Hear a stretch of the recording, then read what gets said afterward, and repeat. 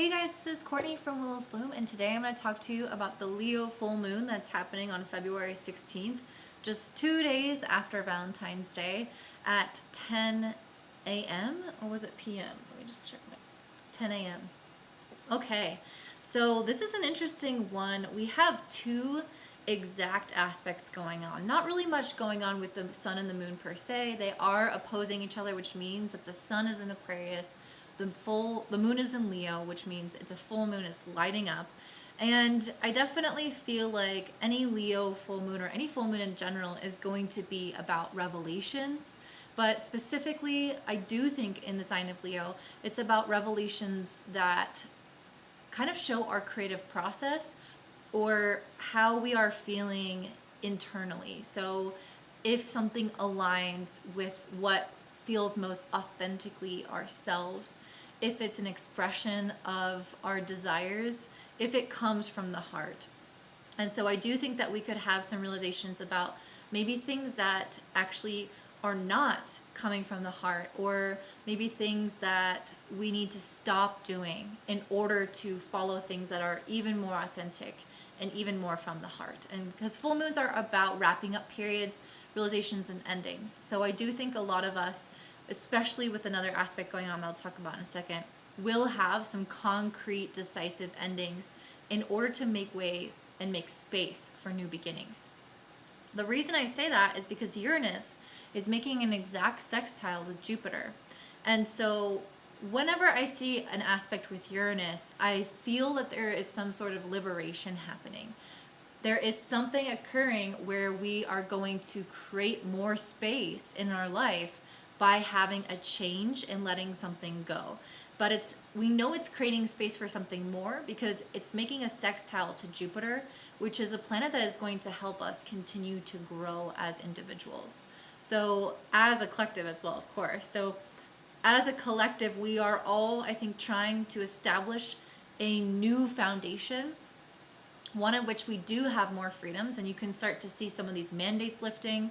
And I do think that this is going to start coming up in our personal lives about maybe things that we've been doing in the past that we're seeing aren't actually contributing to the kind of results that we're looking for, or we're seeing that our situation or our personality or our lives have somewhat changed. And so now we need to also change and leave behind some things that maybe were outdated, or maybe that need to change with our new perspective.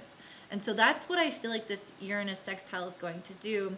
It's helping us just kind of obliterate some sort of foundation that we have been growing on, that we have been using as a technique, as a way to get some result, because we're starting to realize that that is not currently in this reality, in this moment, giving us the results that we need. So just like the mandates are lifting because obviously they're not going to be as useful anymore, that's the same thing in our lives. There are certain things that are not as useful anymore, that are not as helpful anymore, that we are going to have to either realign with and adjust or completely remove and make space for something new. So it's a really good time to be checking in with yourself about what areas of life feel like they might be stagnating, because those are the ones that need space freed up. So this could be literal space, like cleaning out your house, cleaning out your garage, like I am currently doing, organizing things and getting rid of things so that new things can come and new things that you like better can come take its place. Or it could be with friendships, or it could be with an approach to something that you're doing in your life or some aspect of your career. There's so many things. It depends on your rising sign, which I'll get into that in a minute.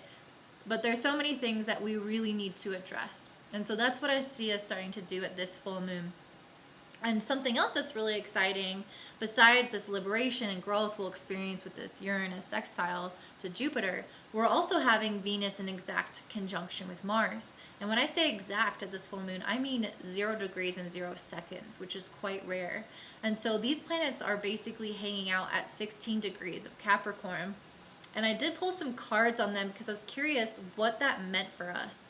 And what I was seeing is a reevaluation period where normally when I see Mars involved, I see us being extremely passionate, wanting to take action, going forth, working hard towards something.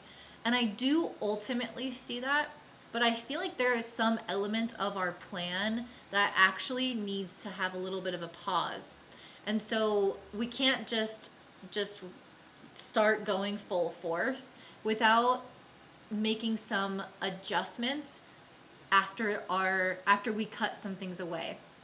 So what I mean by that is with this Uranus sextile to Jupiter, we are adjusting things or removing things. It's not like we're just going to immediately move and work really hard after that. I do think that there's some kind of integration process or delay process where we need to bring in the old with this new. And I think that's what Venus and Mars is representing here. I pulled for this the Five of Swords, which is super Mars energy, this kind of aggressive quality, like argumentative, fighting for what you want. That's what Mars is all about. And then we have the Empress, which is Venus in its nature. It literally has Venus on this card. I don't know if this is focusing, but one of my favorite cards. It's so clear that these are representing Mars and Venus together.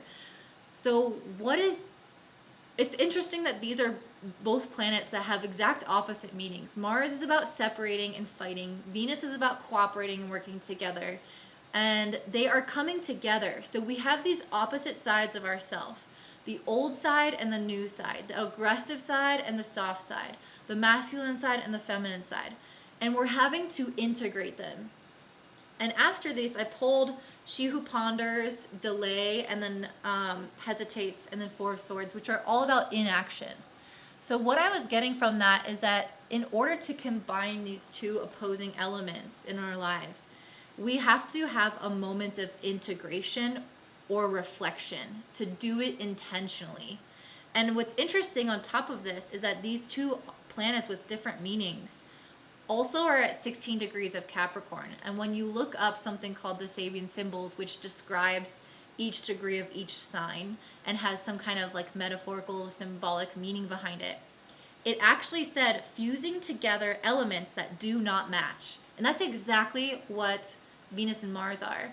They are completely opposite energies in the sense that they don't match that way, but they combine well together. The masculine and feminine obviously combine well together. They are opposites attracting. But at the end of the day, there is some element of them working in really different ways and modes. So there is a need to like mix these strategies or mix these different types of mindsets. And how I'm perceiving this is part of our old mindset, which could come from Venus, because Venus has been retrograde for so long. She's been really reflecting on the past and what we value and what we want to carry forward from the past, what we don't want to carry forward from the past. So she's kind of embodying this imprint of the past. And then we have Mars, which is always kind of forging ahead, always looking at what's next. And so I think that there is some element of us needing to combine our past methods and mindset with this different way of doing things with the future method and mindset. And it's like they don't quite mix naturally. It's like we have to be intentional. We have to put effort. We have to really think about and reflect on how we can combine this method or this approach from the past with our new method and approach.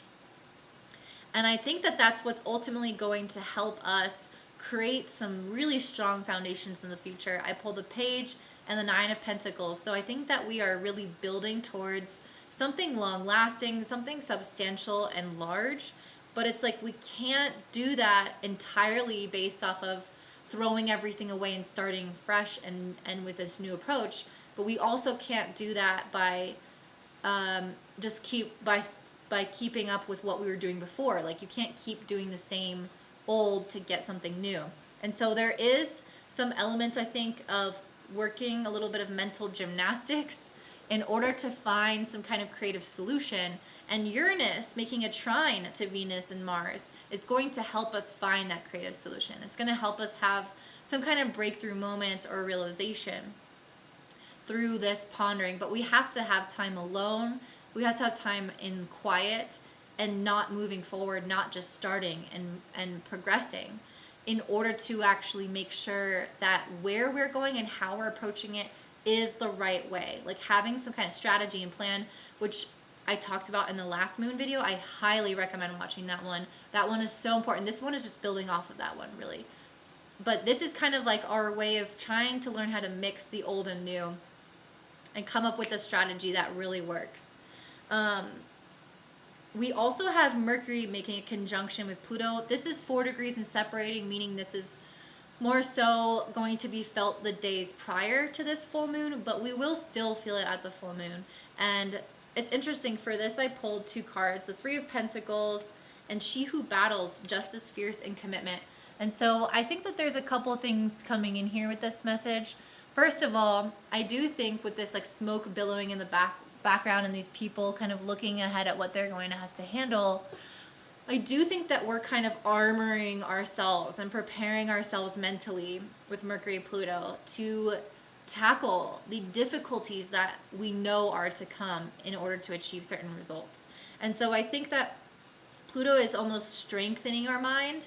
It can lead to worry, it can lead to obsession and things like that, but it also ultimately is giving us the fortitude to be able to withstand difficulties and rise again, even if we fall. So I think that's ultimately what's happening. I also think with the 3 of Pentacles and Mercury in Aquarius, which is the sign of the collective or the group, I think that a lot of us are being encouraged to work with other people and rely on other people or create some kind of network or interconnectedness in order to achieve our goals. And that might not be with everything, but there is going to be something new that you can add in support from. So like your different approach might have some support of people in your community that you may not have done before. So I highly encourage you guys to look at the resources around you right now and the people around you right now, because I think much of it will be untapped and just waiting for your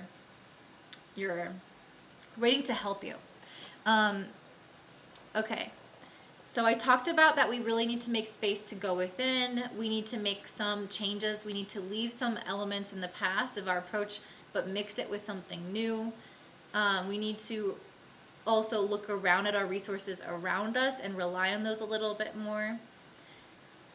With Pluto also trining the North Node, I think ultimately this is giving us, again, the fortitude to be able to keep going. I also think it's asking us to make internal transformations and step up in our internal power to be able to hold this new manifestation that we desire. So if you are looking at your end goal, I think really what we need to do here is like really look at the end goal. What do we want to feel? What do we want to experience? And then kind of retrace your steps and ask yourself if what you're doing, your current approach, is getting you there, what you need to change, what from the old should come, what from the new should change and come in. And then you can ask yourself, how do I need to change as a person? What like personal development or inner reflections and understanding do I need to have, or self-control do I need to have over myself and especially over my mind with Pluto conjunct Mercury in order to achieve this result? And another interesting aspect of the fact that Mars and Venus are at 16 degrees of Capricorn, the slogan on this is that dinosaur bones are discovered while digging. So there's this element of needing to go and unearth something to find maybe some kind of old powerful symbol or old powerful element of yourself in this process. So I think Pluto trining the North Node, Pluto conjunct Mercury, is giving us the ability to maybe uncover some old aspects of ourself that are extremely potent, that are extremely powerful, and maybe even certain gifts that we can use with us in this new moment. So are there some maybe untapped resources within, not just without, but within, that you can access to help you create this new change in your life? And I think that is us finding those dinosaur bones while digging. We're digging, we're doing the inner work, and we find this massive, amazing structure within ourselves to support us moving forward. And that's the kind of powerhouse that I feel like we have all within us that we're starting to recognize at this Leo full moon, which is ultimately always bringing us back to our authenticity, our creativity, our expression of our heart. And so once we're doing all this reflection, I think the method that we are going after, or the method that we choose, the goals that we're going after, the person that we're becoming, all those things will truly actually be in alignment with where we want to go. So that is what I'm seeing for this Leo full moon. Go ahead and check out your rising sign using the description box below. And if you're interested in an astrology reading, I'm now offering relationship astrology readings, so you can check that out in the description box below. And I hope you guys have a great day. Bye. All right, up first we have Aries Rising. So for you, Aries, this full moon in Leo is happening in your 5th house, which means the sun is projecting all of its light onto the moon, and the sun is in the 11th house. So what does this mean for you? Well, first of all, I think that you guys are probably finding things that feel so much better with this full moon in the 5th house. And yeah, I just pulled the Fool card. I think that you guys are maybe tapping into some kind of creativity at this time and realizing what makes you feel good, like maybe a new hobby, maybe a new friend. Although it is a full moon, which is about endings, but I feel like you guys had some pretty heavy energy the last moon. You got the High Priestess, the Ace of Wands, and the Page of Wands. High Priestess, Ace, and Page. Things focus. I can never tell if things are focused. Okay. Yeah, I feel like you guys just kind of had some heavy energy last time. That's why I'm feeling like this one's probably more optimistic, more upbeat, especially because the moon is in the 5th house, which is a very social and uplifting, positive house. You have the She Who Remains, Powerful Devotion, and True Worth. And then I'm going to pull one more Goddess card. 2 came out. Inexperience and Death and Magic.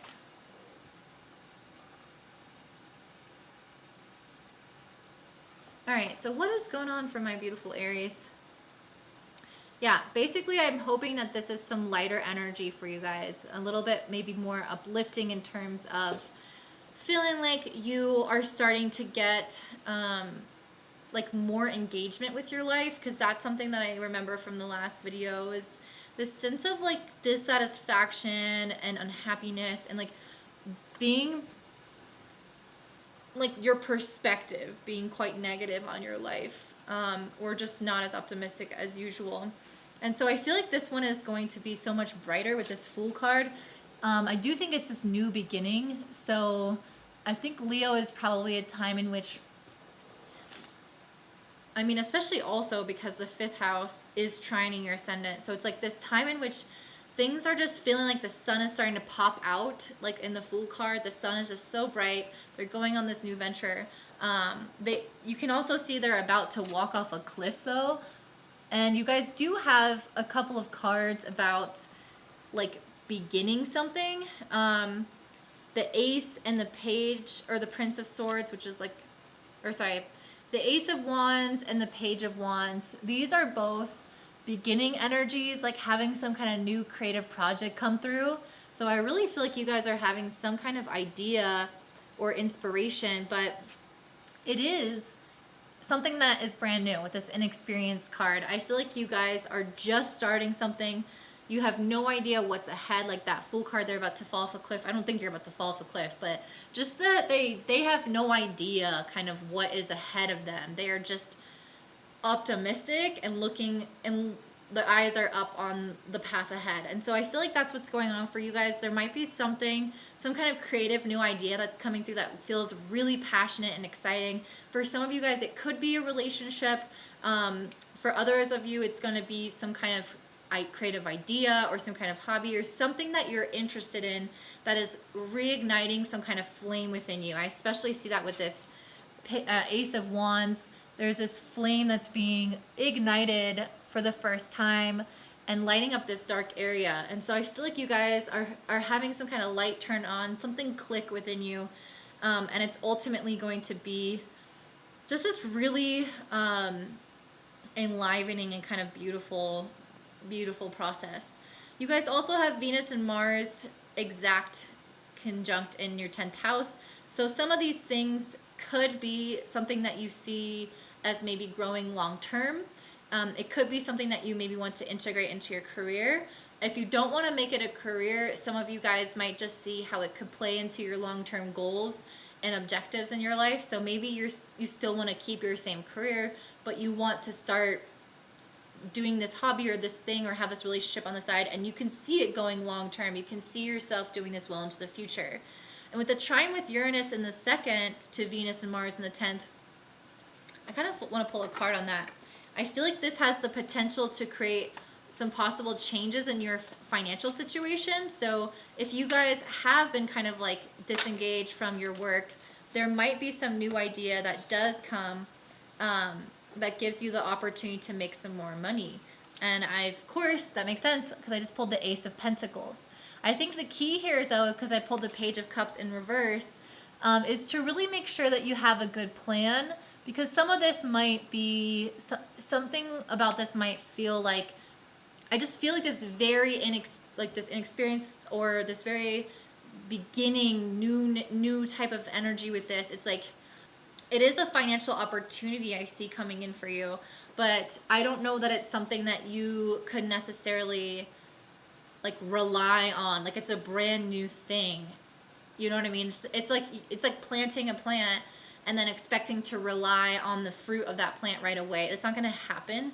So I do think that there's some element here of really needing for time to unfold, to be patient. And I think that that's why this card came through with powerful devotion, true worth. I think that you guys are right now are working on your self-confidence. I think that you guys are working on your inner power and your inner reserves, as well as your devotion to something. So I think it's important to stick with this if it feels right for you, to stick with whatever this is. And yeah, just devote yourself, give your all to it, because that's what's going to give it the potential to grow into something real. Uranus in the 2nd is also making a sextile to Jupiter in the 12th. So some of you guys might be having some kind of ending in the way that you were making money before, or you guys might have some kind of ending in some kind of beliefs around money, or your optimism and your hope and faith around something related to finances. It's like that is shifting internally within you. Maybe you guys like are starting to invest in cryptocurrency or something, and it's like you're shedding some kind of old belief that you don't have money to invest. I'm just trying to give an example. It could be anything really. But let me pull a card on that. Is there anything, Spirit, that you want to say about Uranus sextile Jupiter? The reason I say endings is because you got the 4 of Cups, the Universe, and the 2 of Cups. So the 2 of Cups is reversed, and so is the Universe. So the 2 of Cups reverse is a lot about like self-love, and the World or the Universe card is like this completion of a cycle, and the 4 of Cups is about resting. So again, I feel like there is some kind of, I think that this is all around like self-worth, to be honest. Uranus making a sextile to Jupiter in the 12th. I feel like you guys are finally resting and going within and checking in with yourself enough to put an ending to a lot of this like self-doubt and maybe paralysis and negative thinking, like any kind of ways that you've allowed yourself to disengage from your life. I feel like you're finally ending that negative cycle or that negative energy. Maybe you're not fully ending it in one stroke, although Uranus has that potential to liberate us from that. But I just feel like there's this optimism that's going to start coming from you. And it's going to start coming from you because you're working on your self-worth. You're starting to believe in yourself. You're starting to have more faith in your life and in the universe. I think that's why I pulled the High Priestess and why we have the Fool card. The High Priestess is super connected to the divine, and she trusts. She's very intuitive, and she trusts what's coming in for her. So Uranus sextile Jupiter in the 12th, I feel like you're finally starting to trust these opportunities coming in for you. You're finally starting to get more excited. You're finally starting to feel like you deserve it. It's like I'm seeing, again, that spark is just like starting to slowly come back into your life. And this Fool card to me is saying, you're allowing yourself to have this new beginning. You're allowing yourself to surrender to this new beginning and again, trust it.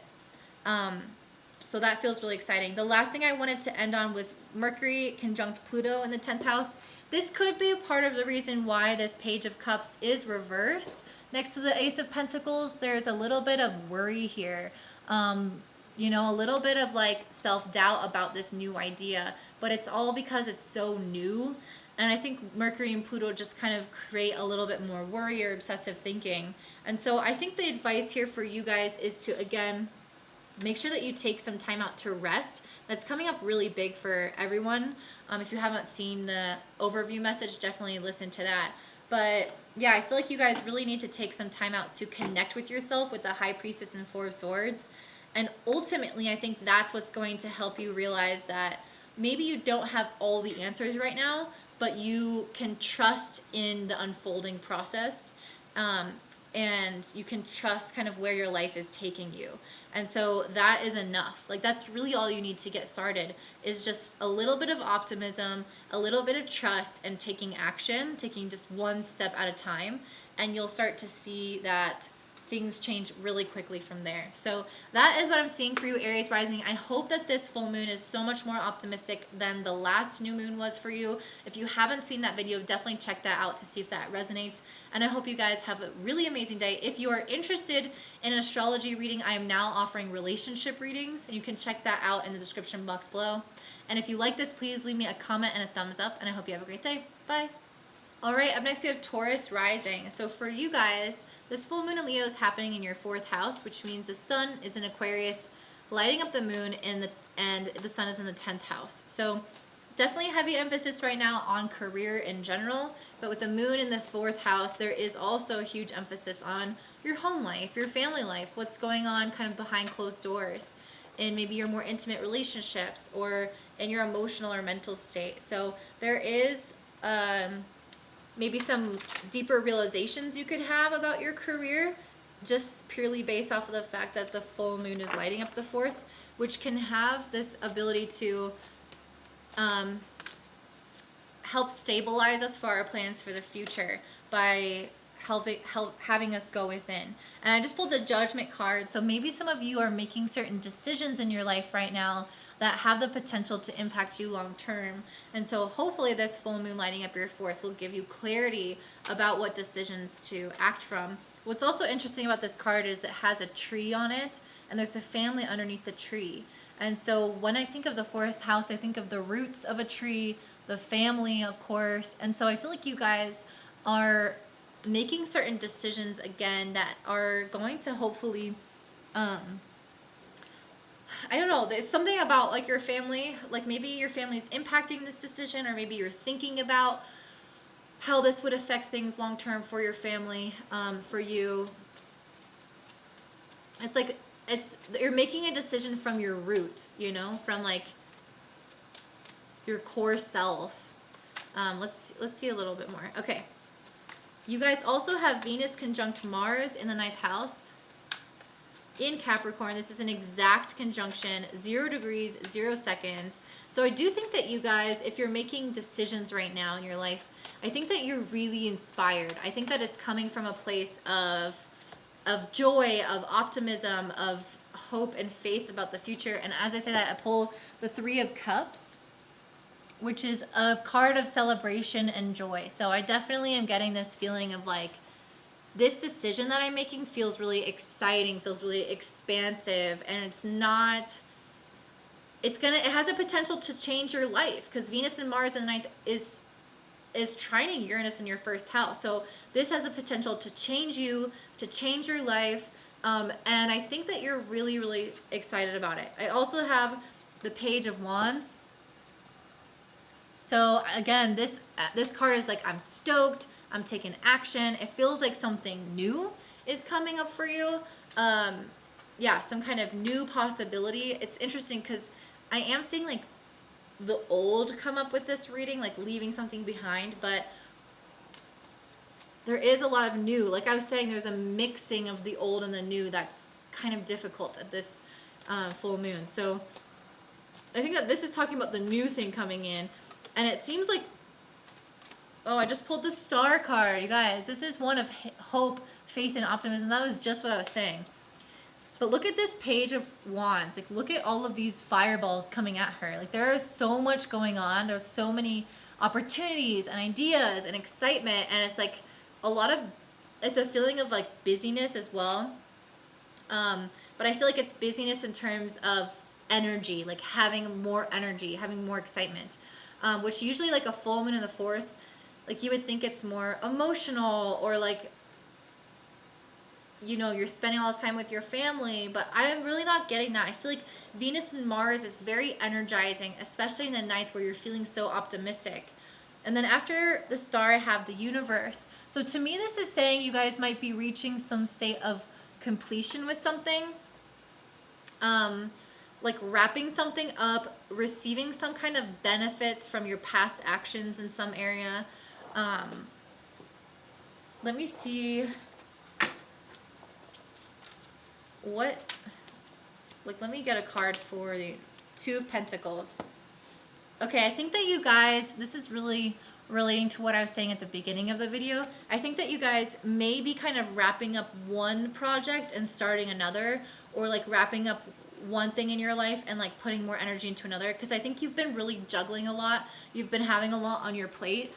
You have had a lot of energy in the 10th house of career. You've been really focusing on building that. And so now I think it's trying to help you simplify a little bit. You don't need to cut everything away, but you just, I think that you're having new opportunities come in, a lot of energy. But I also think it's trying to help you make some, like, be really decisive and make some clear, like, plans about where you want your energy to go so that it's simplified and more powerful. And I think that has the potential for you with the Universe and the Star card to reach some kind of state of recognition. These are both like cards of high visibility, and so you might start getting noticed for some of the things that you've put past efforts into. Especially it's a Leo full moon. Even though it's not in your 10th, the sun is in your 10th, so it is possible for you guys to be, for people to gravitate more towards what you're offering now than usual. Uranus in your first is also sextiling Jupiter in your 11th, so that could also be an indicator of why people are really drawn to you. It's like this optimism, this faith, this energy that's coming through you is energetically extremely contagious, and people are starting to feel it. Leadership, provocation, and power. That's exactly what I'm feeling from you guys. You guys are becoming more noticed, and because of that, you are inherently stepping up as a leader of some sort. So whether this is like something that you're intentionally trying to do or not, I feel like people are looking towards you as an example. And again, I think it's because you have so much energy. Like, you are literally cultivating so much energy around you. And I think a lot of it is because your faith in how things are unfolding for you. And then I have the devotion card, Parvati. You guys have been extremely devoted with Saturn moving through your 10th house, with the sun there now. You guys have been extremely devoted to your career, towards your long-term objectives, whatever those goals are. It doesn't have to be career, something that you want long-term. And I think because of this devotion, you're starting to get some kind of payback for those past actions. You're starting to get some recognition. And at the same time, I think you guys are also needing to make kind of some hard decisions, but like inspiring, exciting decisions as well, about what to stop doing and what to start doing, or how to simplify a little bit so that you don't have to be juggling so much. I think also as you step up as a leader, sometimes you get a lot of opportunities coming towards you. And so it'll be a time of like needing to decide what opportunities you want to act on and what opportunities you don't want to act on, even socially. It doesn't just have to be like in your career, just like in general, where are you putting your energy? Maybe it's a time to simplify things a little bit more, because I do see a lot of recognition coming through. And I think you'll get even more recognized the more potent and like unified your goal becomes. So not that you can't do multiple things, but maybe there are some things that it's time to wrap them up. And start a new one. You guys also have Mercury conjunct Pluto in the 9th house. Let's see if Spirit wants to give us a card specific to that. So again, I feel like this is really great because sometimes Mercury and Pluto can create this feeling of like, that's way too many cards. This feeling of being a little bit worried. We can tend to like obsessively think about things. And I like that it's in the ninth though, because it's giving you like this grander vision of how things are unfolding. The Six of Pentacles. Yeah, again, I feel like the Mercury conjunct Pluto is almost giving you guys this really powerful ability to manipulate people for the benefit of them and you, like power, like positive manipulation or influence. I should probably use the word influence. I hate that the word manipulation has such negative connotations because you can manipulate people to like be the best version of themselves, to embrace the love, the amazing qualities that they have. Like, it doesn't have to be a bad word. So it's just kind of irritating that we've made it bad. Manipulation is influencing people through the mind. And it's not coercion, right? It's like they have the ability to think what they want, but at the end of the day, you just have such a powerful argument or offering or whatever that people want to gravitate towards you. People feel attracted to what you're saying. So Mercury conjunct Pluto in the ninth is giving you this power of influence. And I think ultimately it's giving you back a lot of the energy that you've been putting out there. I'm seeing this a lot as like this culmination rather than a lot of endings per se. I mean, there's a little bit of endings here, but I think a lot of it is like finally reciprocation for all this effort you've been putting out into the universe. It might not be the full enchilada because you still have Saturn in the 10th, but there is a lot of progress being made that you might have felt like wasn't as easy to make before. So I think that's going to help you guys also have this level of abundance where now you have the ability to give back to people. So if people have been like more clients are coming to you and people are looking towards you, like you now have the ability to be a leader and help them and like and reach your hand out and like help people who are trying to get up to where you are. I think you've put in a lot of this work and now you're getting results, and now you hold some level of power and influence to give back to others now too. So that's what I'm seeing for you guys, Taurus. If you are interested, I just started offering relationship astrology readings, so definitely check that out in the description box below. And if you enjoy this, please give me a like and comment down below, and I hope you guys have a great day. Bye. All right, up next we have my beautiful fellow Geminis. So this Leo full moon is happening in your third house. And this is actually the house associated with Gemini in the modern astrology. So I tend to see a lot of busyness happen here. And since this is a Leo full moon, you guys might be feeling especially social or having a lot of like competing things on your calendar. So just be really careful about time management, that you're keeping track of your goals. With the sun opposite the moon in Leo in your ninth house, the sun is asking you to maintain your vision on where you're headed, on where you're going, and make sure that partially where you're going is truly in alignment with you and with spirit and your highest potential. So that is something that is very possible for you here right now. You guys also have Venus conjunct Mars and Capricorn in the 8th house. So definitely some interesting energies in terms of self-reflection. I did just pull the Moon card and the Chariot card.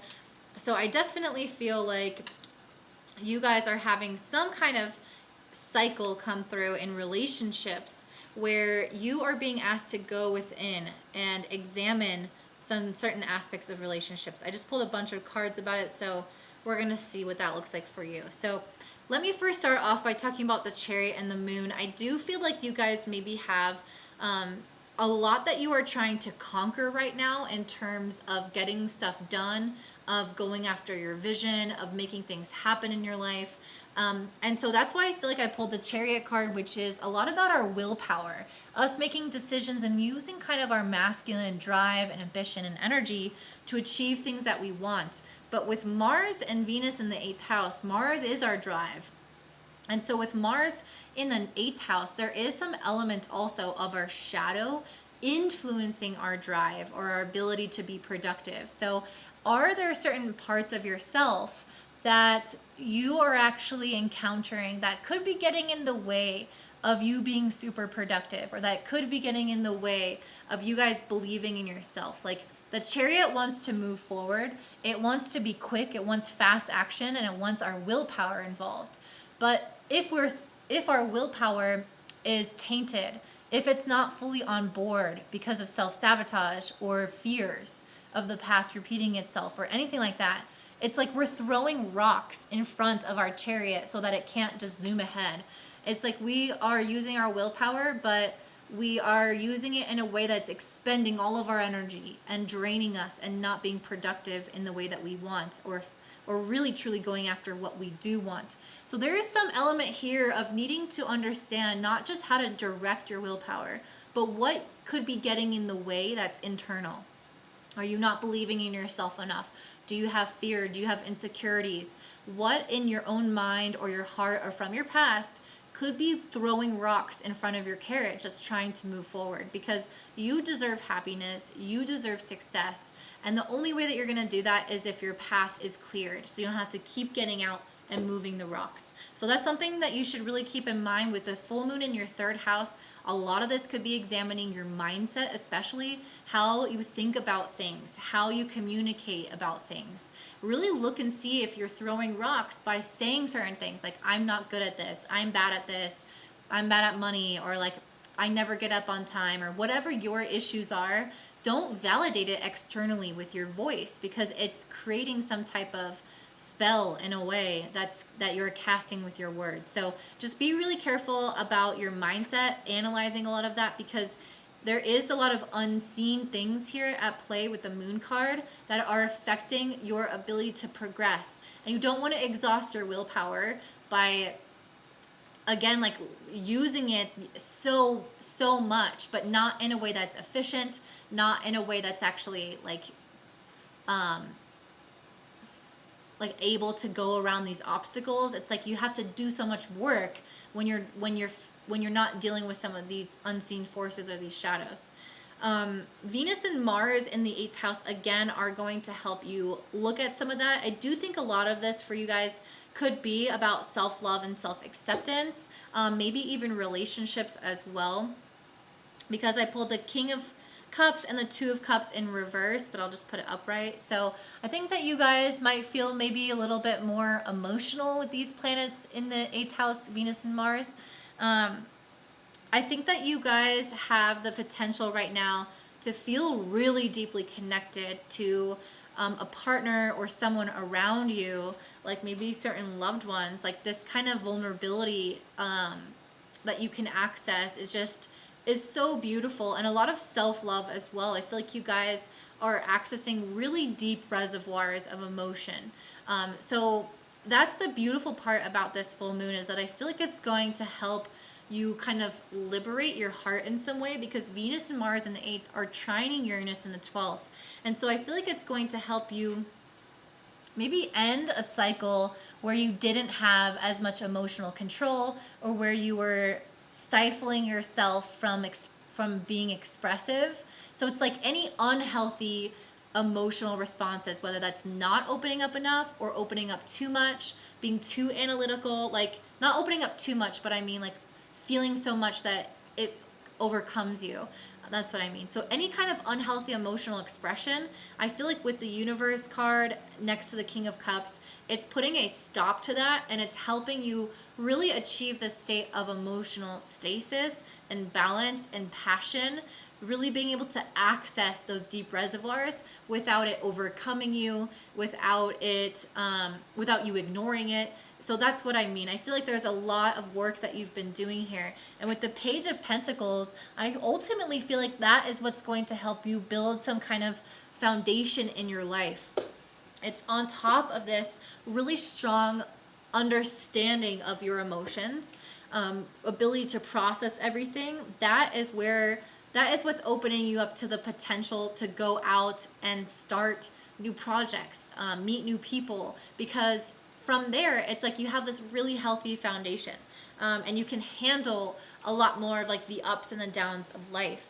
Because typically the 8th house is a house of crisis, but it's also a house of deep feeling. Because what happens during crisis or during trauma is we are unlocking deep feelings, deep-seated feelings.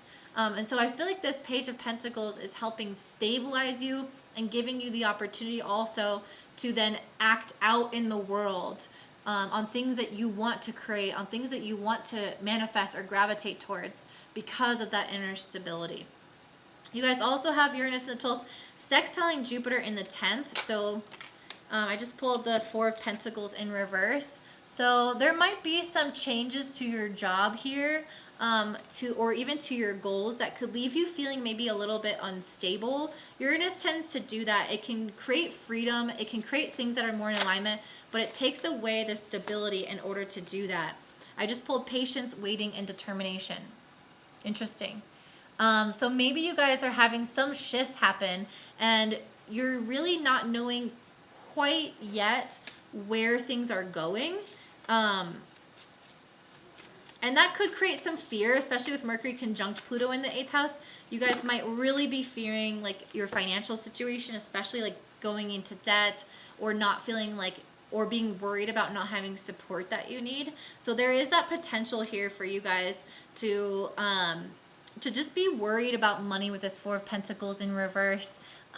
Because I do feel like there could be some instability or change or newness in the job sphere that isn't settled yet. It's like kicking up all the dust and dirt, but it hasn't settled yet, so you can't see where you're going. And so that can create definitely this feeling of insecurity and instability.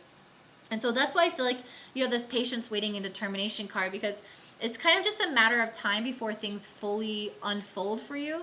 And I don't think it's right now at the second that you're going to see. Again, the dust hasn't settled. And so this determination card is telling you to keep going with what feels right. Keep doing the things that are in alignment right now for you. And then it's okay if you don't have that full understanding of what's next, but ultimately you will at some point. The sun is in your 9th house, so you are working towards this higher vision, but with this change in your job, there might still be some unknowns. So just keep working towards the higher vision, the things that you can see, and don't worry about the things that you can't see. Don't worry as much about the unknowns. Just keep going with the things that do feel right, and have patience for the things that are not settled yet or uncertain still. Because I do think that it's ultimately going to, again, unfold in this really positive way. But with Mercury and Pluto in the 8th, there could be a heavy kind of over-analyzing worry or obsession about finances in that process. And I pulled the humor card, so I definitely feel like this is telling you to lighten up a little bit. Can you just have optimism about where you're going? Can you just enjoy it and not worry? Can you do some of this internal work with like a sense of laughter and playfulness and joy? Or do you have to take things really serious? I feel like this humor card just wants you to make sure that all of this like not heavy, but like deep emotions and all these things that you're experiencing, that it's all come out from a place of light, and not, again, taken so seriously, which I have a problem with. And then I pull out the Mama Cocha card, which says water and number 33 on it. So if number 33 is important to you, that might mean something.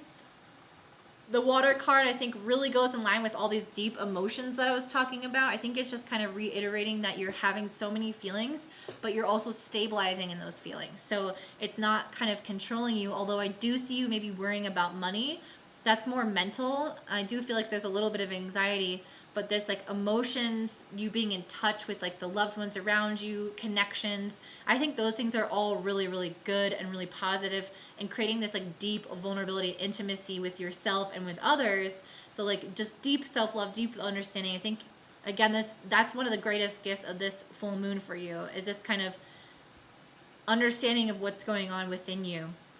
And then lastly, we have the Lilith Independence card. So the Lilith, Black Moon Lilith, is highly associated with sexuality, and this Mars and Venus are in the 8th house. So this could be a wonderful time to access your more promiscuous or sexual side, especially if you are in an intimate relationship with somebody. I could see that really being a source of joy. The Independence card, I think, is also talking about potential changes that could come through with Uranus trining Jupiter in the 10th. If you are leaving some kind of job, I could see you having more independence in what you're doing, more space, more autonomy, more leadership. So I think that this is encouraging you to gravitate towards whatever paradigm or whatever situation creates more independence and autonomy in your work, because that's ultimately where you're going to find your greatest happiness and success, is what I'm seeing here. So This is what I see for you, Gemini. If you are interested in a relationship astrology reading, I just started offering that. You'll definitely want to check that out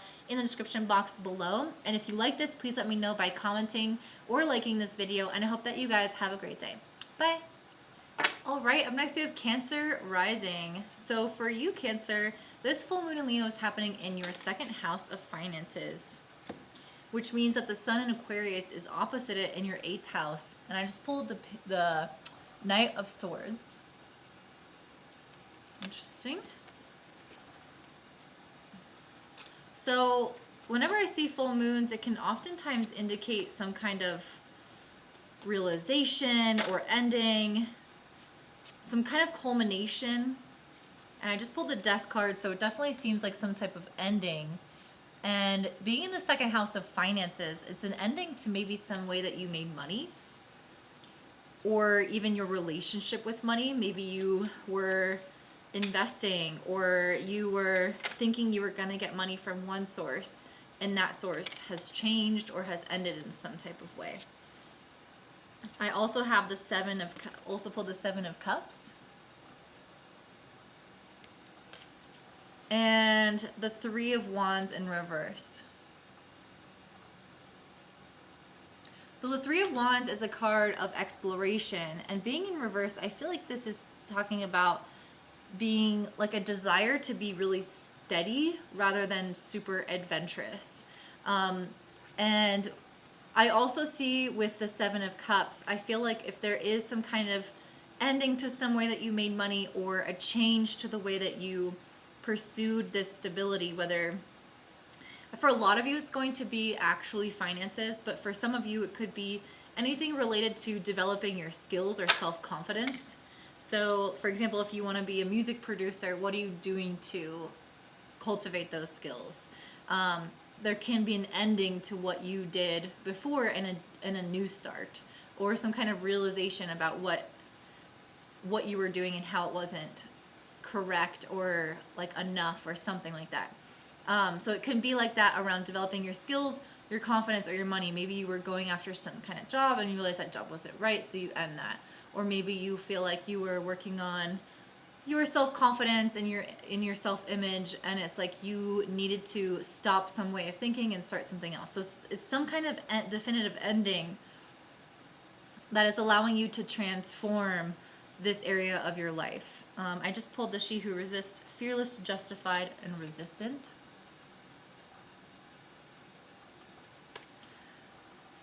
Interesting. And then let me pull a Goddess card for you.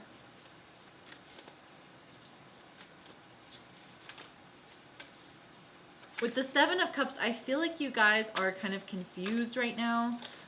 This is someone swimming around in the ocean with all these cups spilled in the ocean. It's like she can't really distinguish where the water of the cup ends and the water begins in the ocean. So it's definitely like this messy kind of situation, it feels like. I think that's the right word, where it's like just super unclear. It's, oh, interesting. I pulled this card for another group, the Inexperienced card. And with the Death and the Inexperienced card, I saw that in another group where they were like starting something new. And I feel like the Inexperienced card is talking about that. Maybe you guys are realizing that you need more skills for something. If you are working on your skills, mastering something, this is a card that maybe is talking about how you're feeling, like insecurities. It could also talk about maybe not qualified enough for something, or feeling like you're in over your head for something, or feeling like you just are wanting to start something new and you're just coming at it from this feeling of, I am new at this, I am inexperienced at this, and like let's see how this goes. But I do feel like there is some confusion around you. Maybe it's because of the beginningness or the inexperience of it with the Seven of Cups. It's like, it's also like you still don't really maybe know how this is going to unfold and like what direction this is going to take in your life. Especially around finances, your skills, or your self-worth. So it's like that area of your life could be a little bit murky. Yeah. You guys also have Venus conjunct Mars in Capricorn in your 7th house. So lots of energy around relationships. You guys might start to see kind of this area develop quickly. You can meet a lot of new people at this time, and that might be why I pulled the Knight of Swords. This Knight of Swords also has like blood on the tip of his knife. So there can be some element of having like sharp words or sharp communication with someone, or even just sharp thoughts about somebody that's like, I really don't like this person, or you're like fighting with someone and just like kind of telling it how it is and being really blunt. That is a possibility with this card. It's also possible to have a lot of energy or change in the area of relationships. So it's like, yeah, new kind of communication coming through. So definitely a lot of energy in that area of your life, especially because it's trining Uranus in the 11th house. So I really feel like you are attracting a lot of new friendships right now, and maybe even a new kind of community, or you are embracing your current community in a more profound way or a more intense way. Okay, so I pulled the 9 of Wands, the 6 of Wands, the Tower, and the 3 of Swords. Okay, so some of you guys might have had a breakup recently. I think I was talking about that in the last video, actually. I don't even know why I'm showing this because you can't even see them all. But yeah, whenever I see the 3 of Swords and the Tower and the 9 of Wands, it's like you're kind of tired. The good news, though, is that I feel like with the 6 of Wands here, you're realizing what you deserve.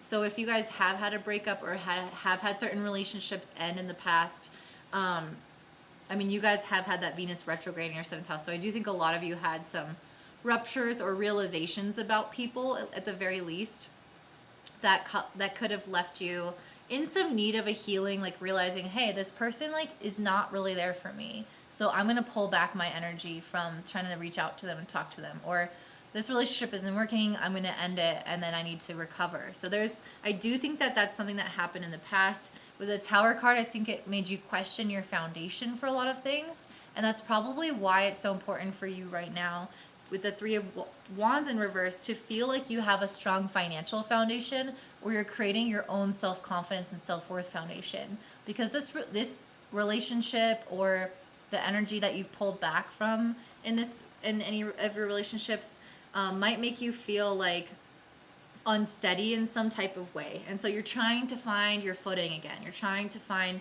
that steadiness again. And yeah, the 9 of Wands, I feel like, is kind of like this feeling of burnout. It does come after the Tower. So I feel like your foundation was rocked, and then you enter into this state of trying to gain back some kind of equilibrium, where it is quite draining, or it takes a lot of energy out of you just to kind of try to get back to where you were. And then with the 6 of Wands, though, this to me is saying that you do reach some level of success.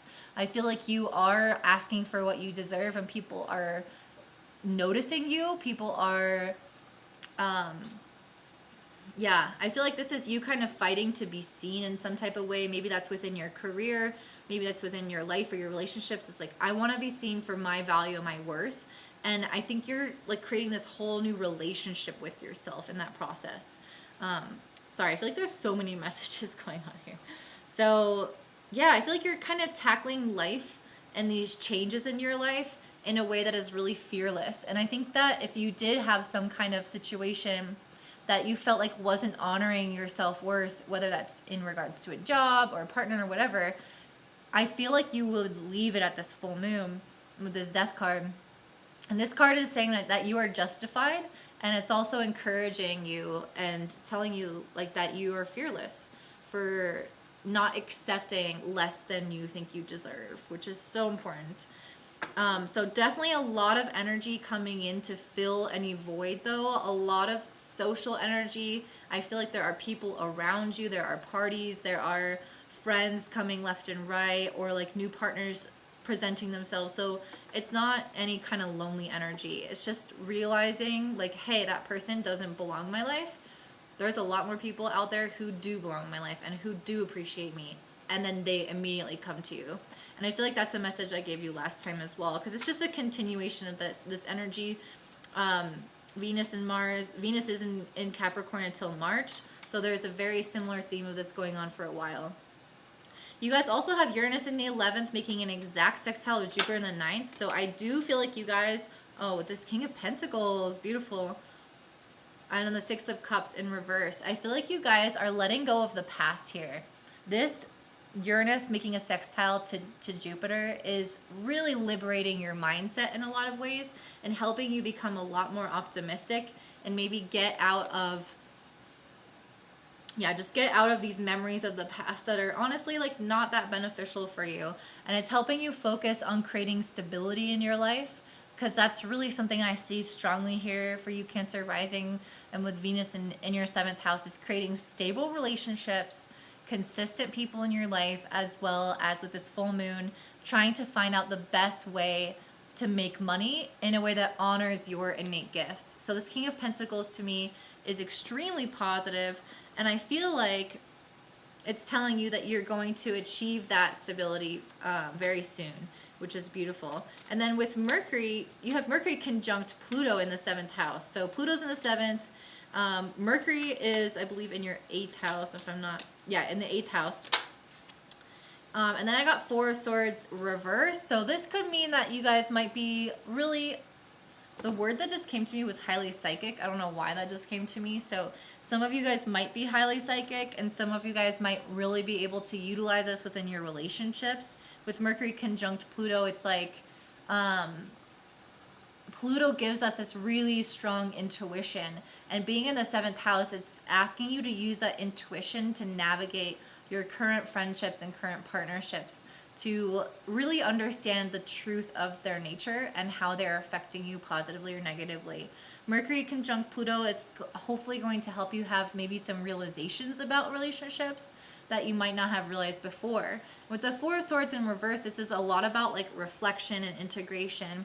But I feel like you guys have done so much of that already. It's almost telling me that you're coming out of that phase. I feel like this is saying that this might be like the wrapping up of that reflection, integration phase and realization phase around relationships. Mercury Pluto here is activating it for like the last time. It's 4 degrees and separating. So it's going to start to chill out, and then it's going to be more about what's happening in the new rather than reflecting on the past. So I feel like this is kind of telling me that you guys are starting to get over this heartbreak, or you're starting to move on. You're starting to pick yourself up energy wise. You're not as like sluggish. And so it feels like you guys are reaching some new levels of success in terms of your emotional well-being. I do think that you guys are reaching for stability. I think that this full moon for some of you could end something that might have been stable for you and ask you to transform it. The death is not the 10 of Swords. It's not just an ending without a beginning. The death is a transmutation or a change of the current energy. So I don't feel like you guys are just going to leave a job or leave a current situation or leave some kind of thing that you were doing to develop your skills and confidence and money. I think that you're going to change it, to transform it, to alter it. But with the 7 of Cups, I don't know that you quite know what that is yet at this full moon. You might have some answers and not others. And so I definitely feel like the advice for you here is to follow your intuition and continue to choose and navigate your life through your heart, because this is a Leo full moon after all, in order to know what the next best decision is for yourself. So that's what I'm seeing for you, Cancer. If you're interested in a relationship astrology reading, I am now offering those on my website down below, and I highly recommend you check them out. I would be so excited for you and your partner to join me for that. And if you want to let me know how much you like the reading, then please do by commenting down below, giving me a thumbs up so more people can see it. And I hope that you guys have a great day. Bye. All right, up next we have my beautiful Leo rising. So for you guys, this full moon is happening in your first house because you are a Leo rising, and so it's a Leo full moon. And that means the sun is in your 7th house of relationships. So you guys might be noticing that there are quite a bit of relationship changes going on in your life. And I definitely feel like you guys are going to have some realizations maybe about relationships or about yourself within relationships or about your life path. A lot can come from having a full moon light up your first house. It's not just one area of life that gets illuminated. It's like your whole life gets illuminated. So there's a lot of potential here, especially with the moon square, this full moon squaring the north node of the 10th house.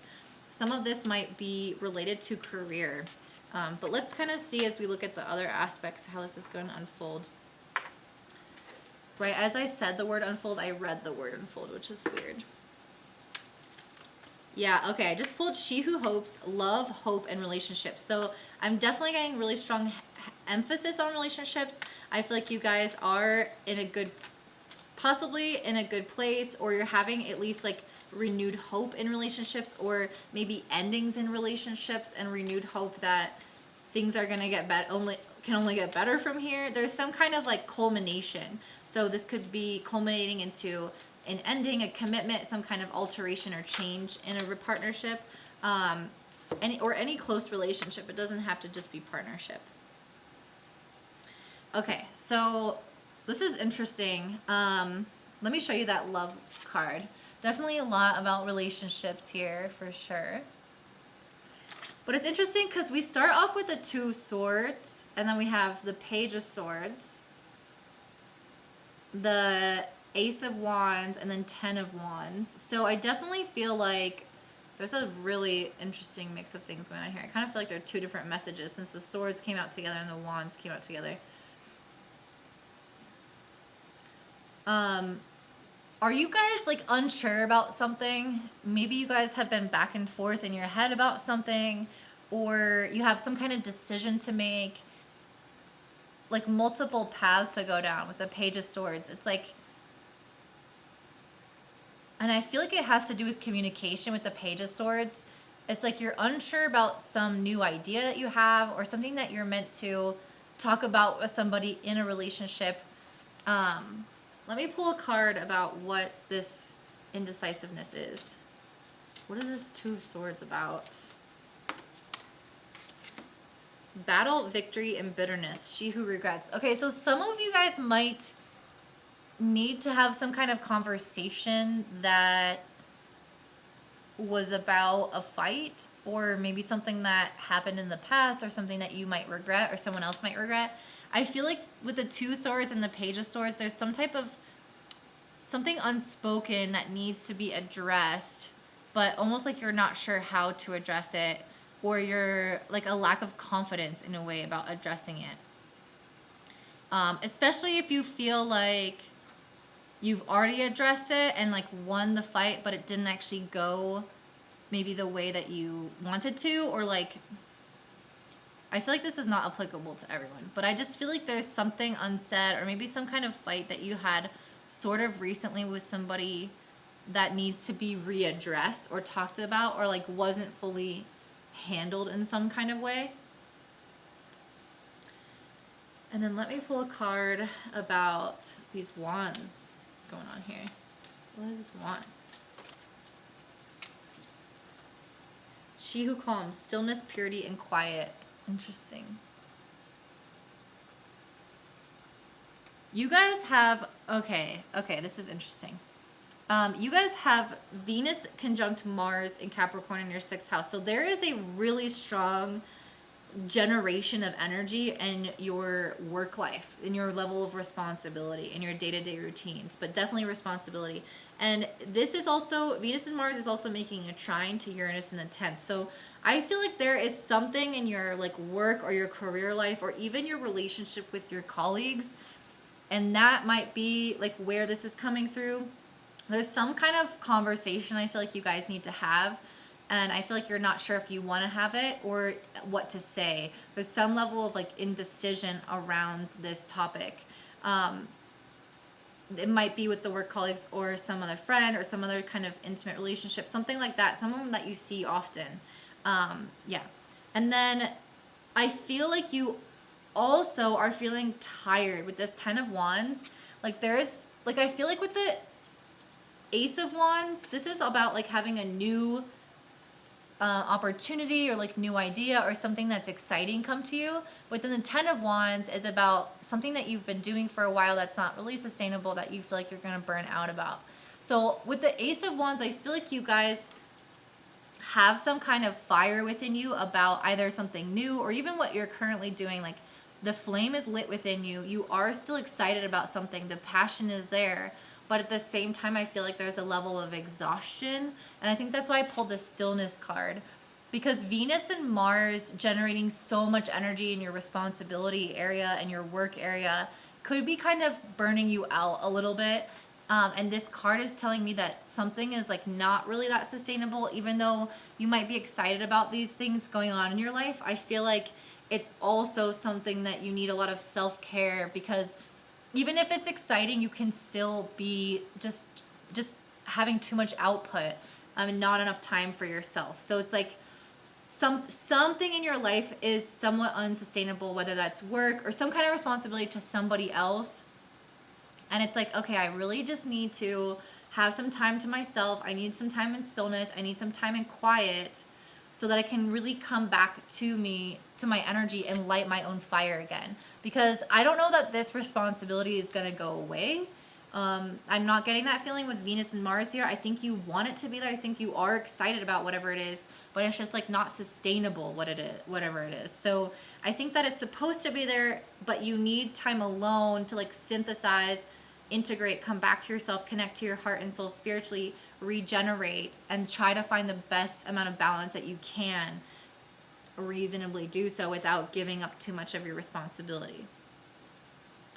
And I think that this, like, you are like launching with this launch card, She Who Begins, Primavera, which means spring, launch, actualize, and potential.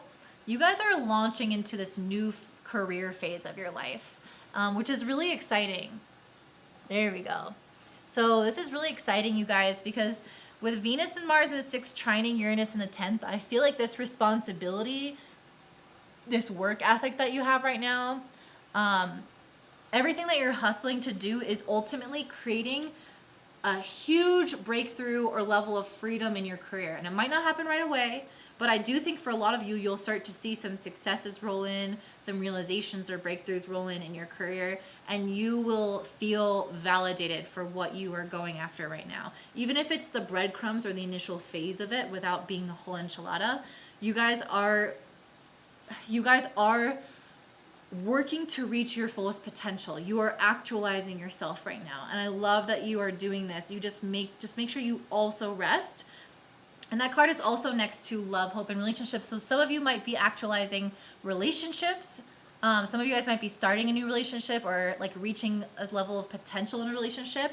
But I think a lot of you guys are also doing this in your career. So it's like you're kind of hitting these multiple areas. Or if you're ending a relationship, I think it's allowing space for your career to bloom. It's going to be different for everyone because obviously we're all in different phases in our life.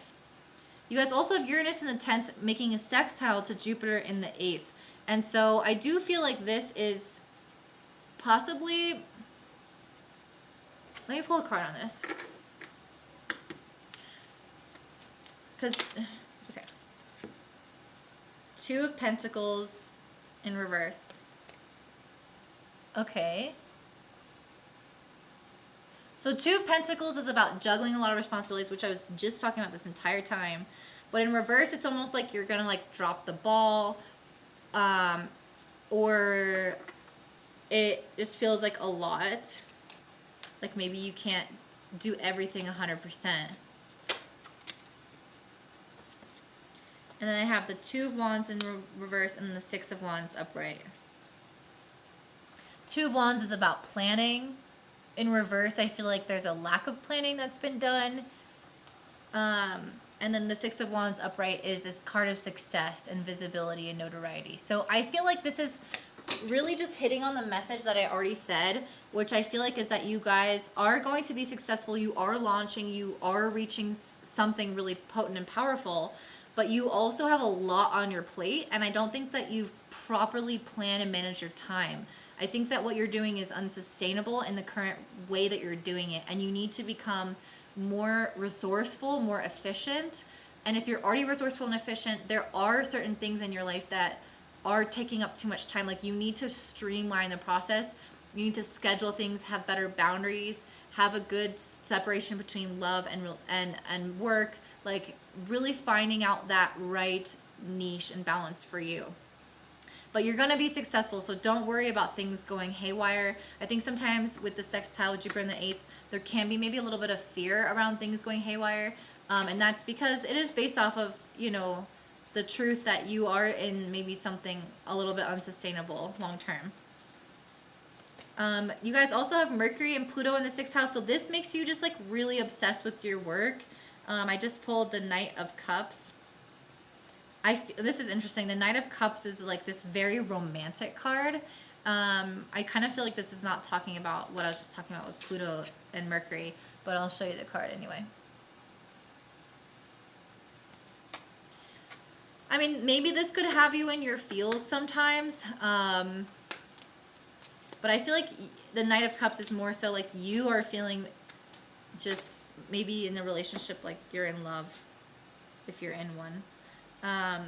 Okay, so I was talking about Mercury and Pluto in the 6th. I feel like this is a time where you guys are really obsessed with your work, like I was saying. You have the Chariot and the 10 of Pentacles here.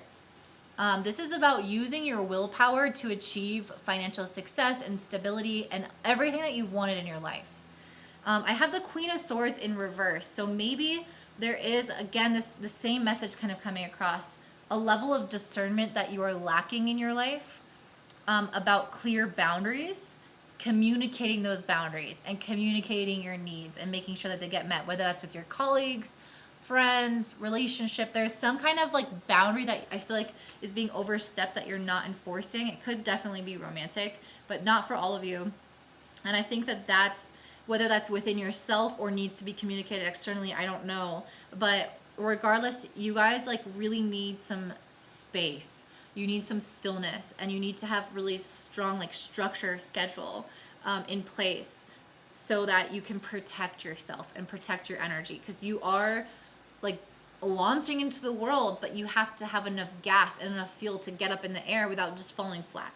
So I did pull the Earth card, so I feel like this is asking you guys to ground, go outside, do something that makes you feel like you are like in the earth and you are heavy and you feel that I don't know, like gravity. It's like something very soothing about gravity. My therapist the other day had me put out this like textbook on the ground and lay on a hard surface, and she said push your chest into the textbook, and just I felt this instant relief, because I tend to hold anxiety in my chest, and I tend to have this kind of, I'm a Gemini, I'm Mercury ruled, so I have a lot of like thoughts, and that just grounded me a lot by connecting me with this like heavy surface and pushing into it. And I think that that can be helpful for you guys too, if you have a lot of air in your chart, or if you feel like you're so stimulated and always going, like getting a weighted blanket or doing something where you feel gravity, you feel a body on you. It's like that pressure helps alleviate some of the like being in your head type of process that you could go through.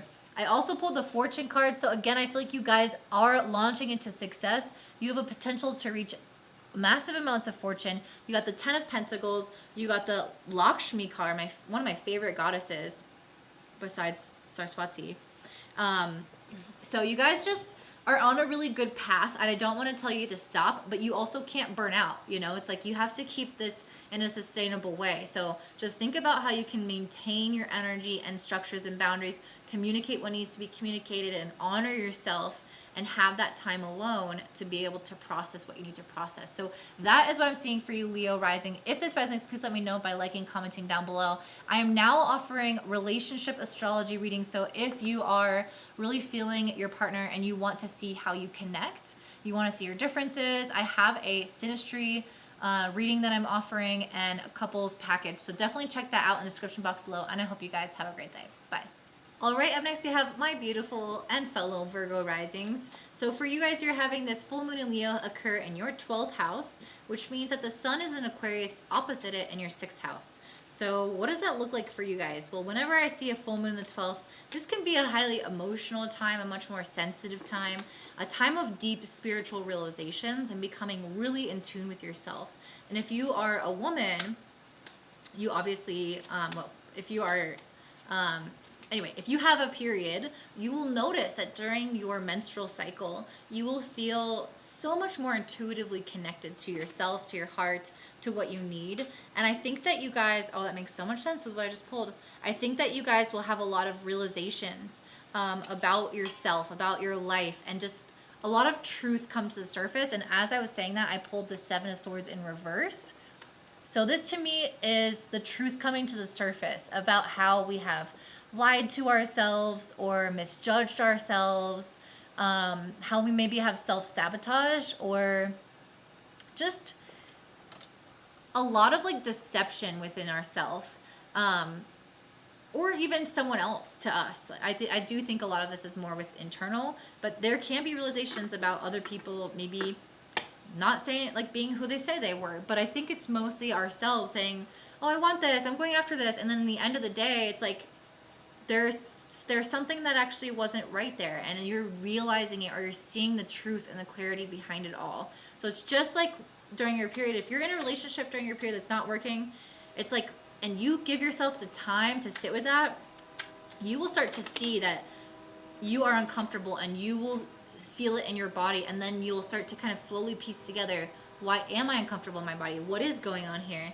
Because the Seven of Swords was next to the Page of Pentacles, I feel like whatever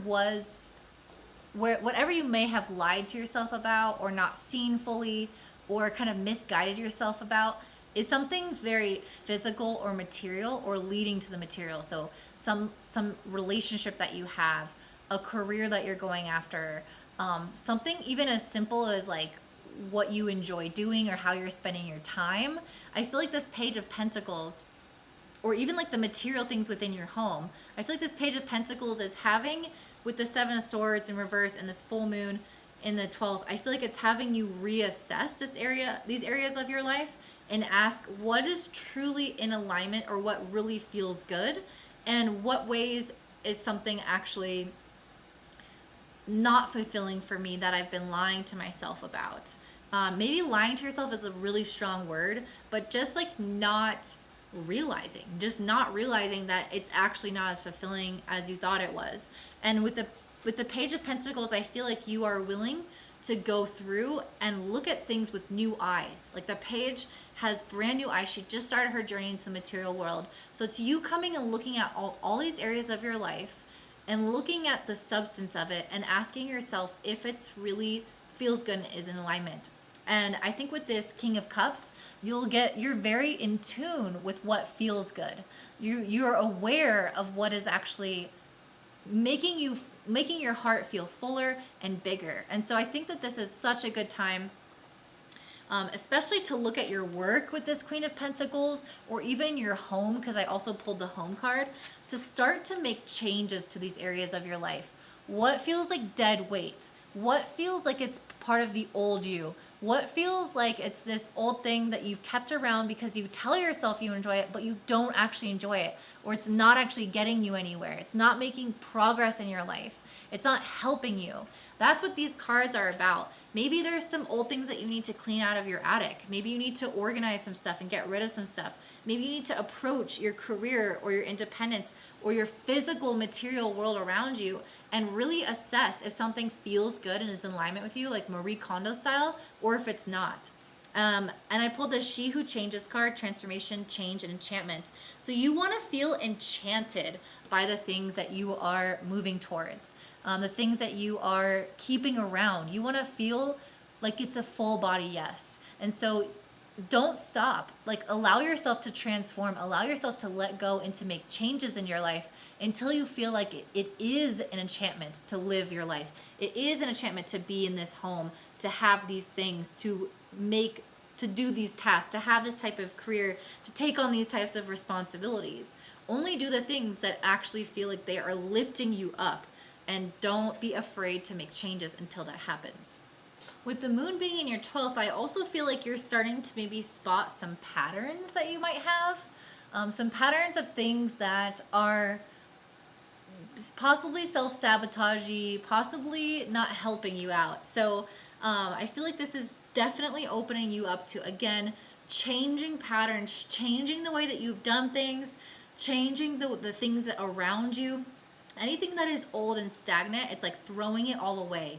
Anything that has just been on repeat because you're used to it, because it has momentum in your life, patterns, that's exactly what that is. Those things are finally stopping so that you can clear up space to focus on the things that are actually important to you in your life right now.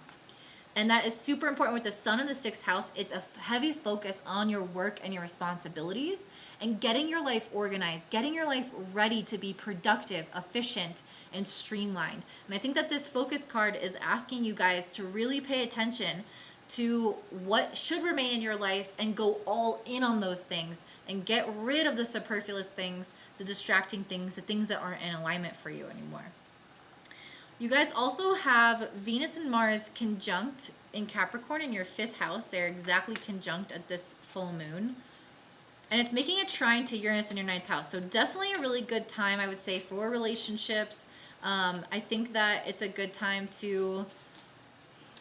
I think I might have mentioned this last time, but I do think that you have a lot of potential on your social calendar to like have a lot going on. So using discernment there as well, to do just what is genuinely going to fill up your cup and not just accepting whatever comes at you because you feel like you should. Venus and Mars in the 5th house, I think, is also creating a lot of understanding of what does bring you joy, what does feel like it's in alignment for you. And the trine with Uranus in the 9th, I think, is going to help you see if it has that long-term potential. Not just like, oh, this makes me happy right now, but like, does this actually have the potential to be in alignment with me on a soul level, on a spiritual level, and a mature, like, longevity type way? Let's see what else. Is there anything else, Spirit, coming through with Venus conjunct Mars in the 5th?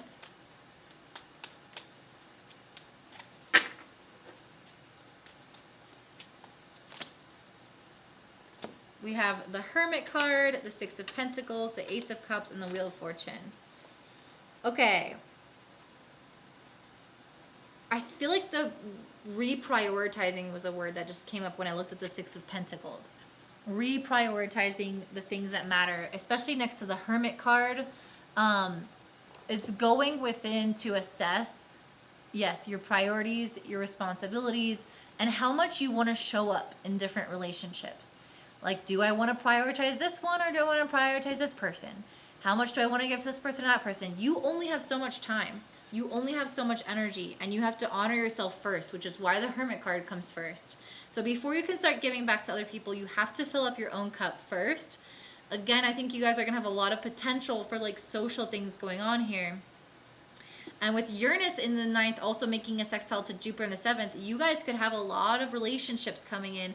And some people have the potential to maybe even help you grow as a person. So maybe asking, like, having your criteria for who to invest in is, who do I feel like I'm growing with? Who do I feel like I'm truly uplifted by as an individual?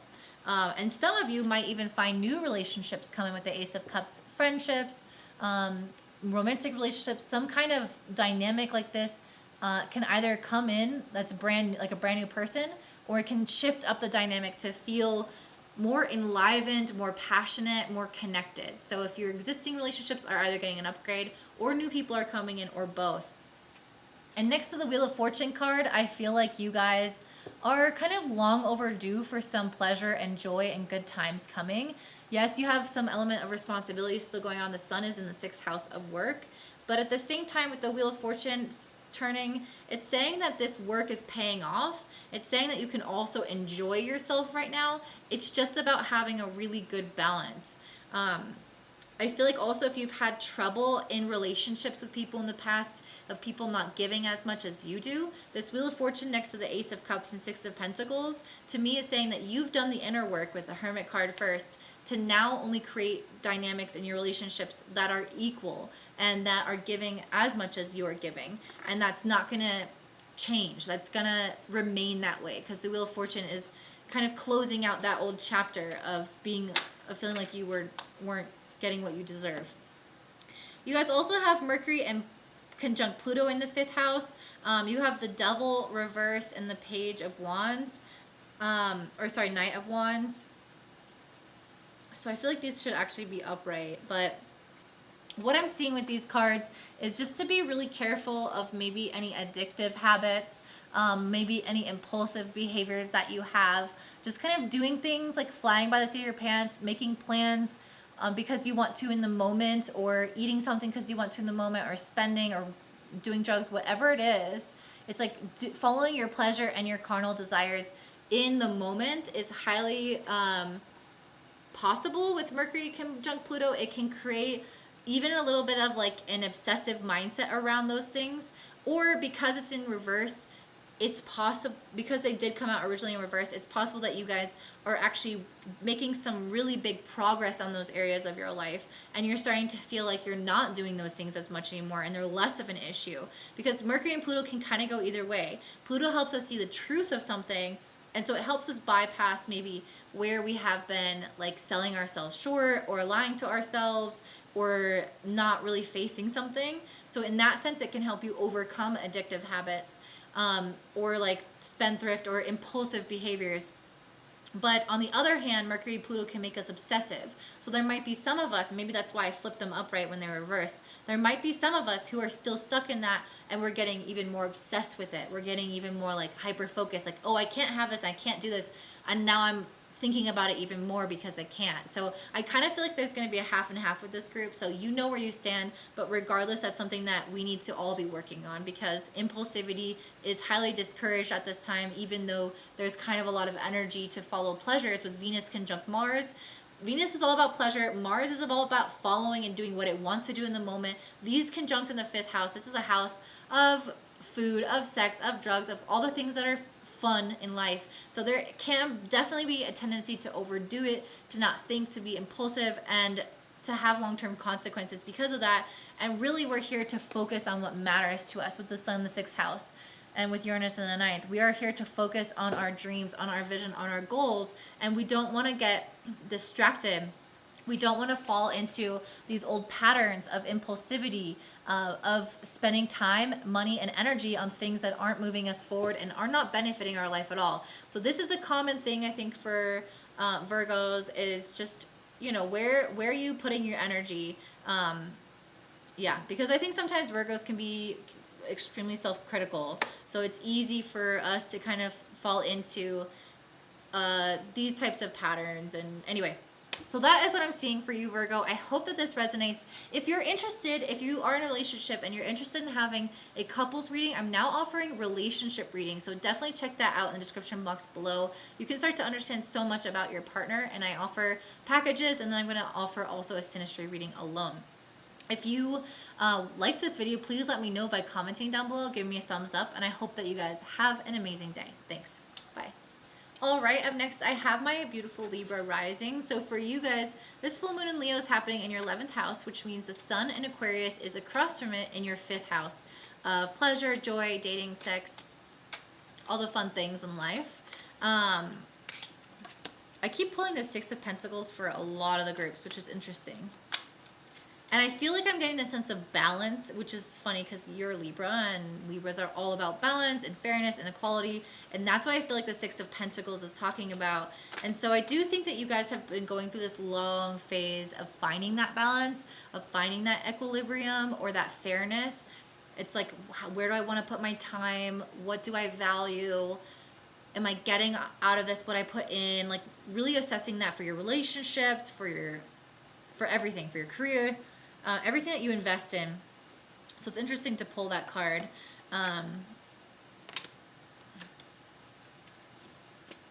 Okay, I need to shuffle this more.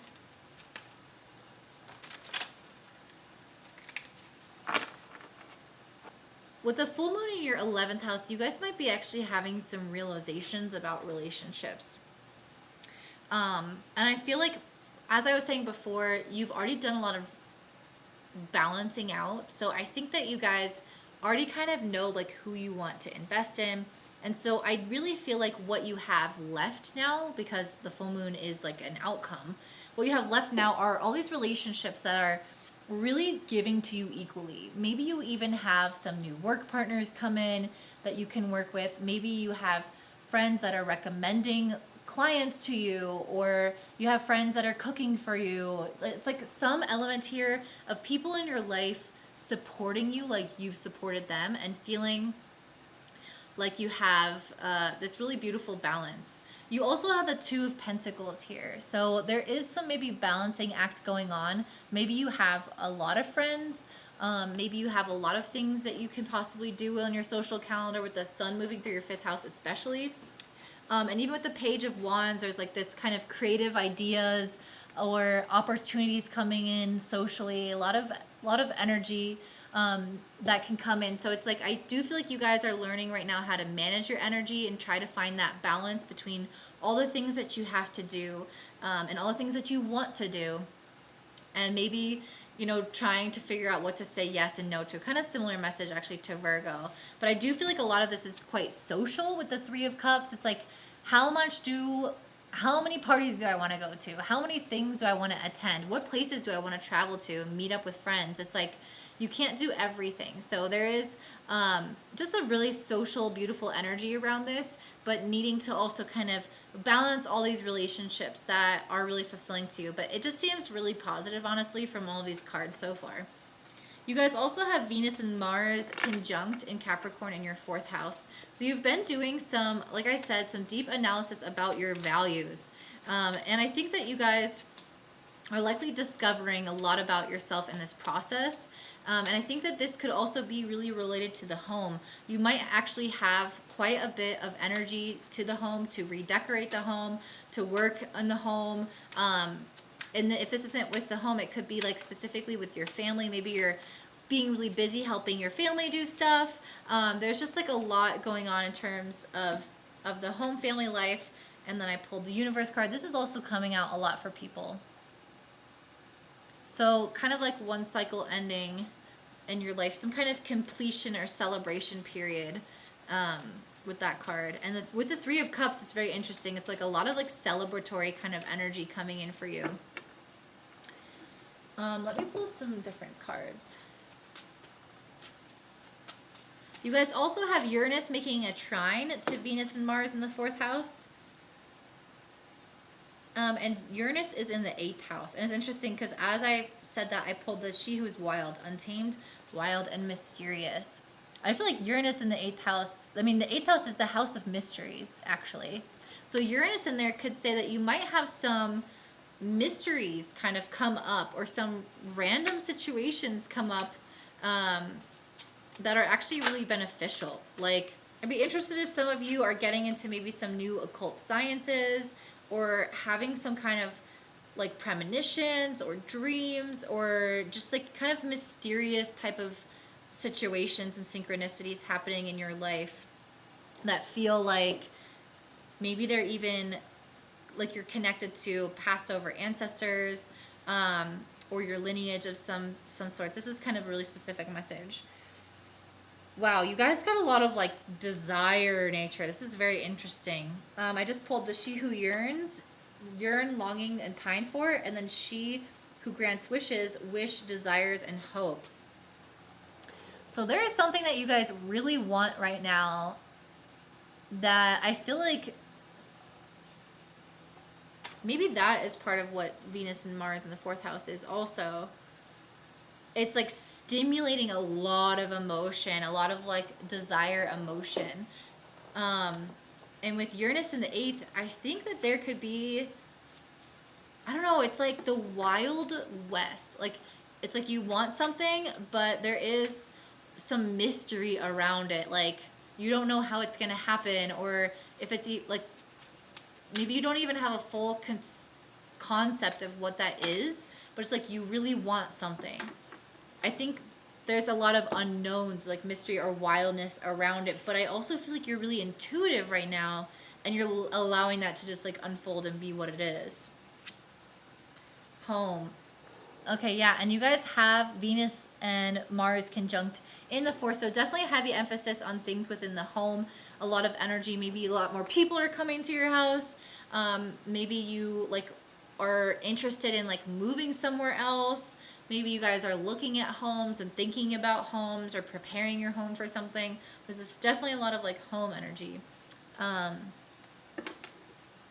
But yeah, I feel like there's something that you guys really, really want. Let me see, like, because Mercury and Pluto are also in your 4th house. So I do feel like maybe there's something in terms of like stability that you guys are looking for. You might, like, Mercury and Pluto can create that strong yearning, longing for, an obsession with something. So there might be something like within the home sphere that you're obsessing about or obsessively thinking about, or there could be something just in your life that you want, that feels like it would create stability for you, that you're wanting as well. So let's see, like, maybe what that is. Sometimes all the cards will just stick together and they don't want to fall out. There we go. 6 of Cups. So I feel like whatever you are yearning or longing for maybe is something that you've wanted for a long time, or you wanted when you were a kid, or it's like something that you're imagining or envisioning that's been around. Like, it's not something that's brand new. And to be honest, I'm getting this like haziness around your reading, and I feel like it's supposed to be that way with this Untamed Mysterious card. I feel like there is something unknown about your reading, that about your future, that I'm not supposed to just clearly articulate. But there is, I feel like, a connection to the past, whatever you're yearning for. Or maybe you're looking to have a child. Maybe you're really like craving that, like this, yeah, like childlike innocence, kind of like imagination, this playfulness. Maybe you're bringing that into your life, or you're like literally wanting a child and you're like yearning and longing for that. Or maybe you want to like create a home and a family for yourself. And yeah, this is like, I feel like this reading is all over the place. I feel like I'm saying a million different things. I guess I'm not getting a really hyper specific message. I think that a lot of people have had like one message, and you guys have a few different little messages.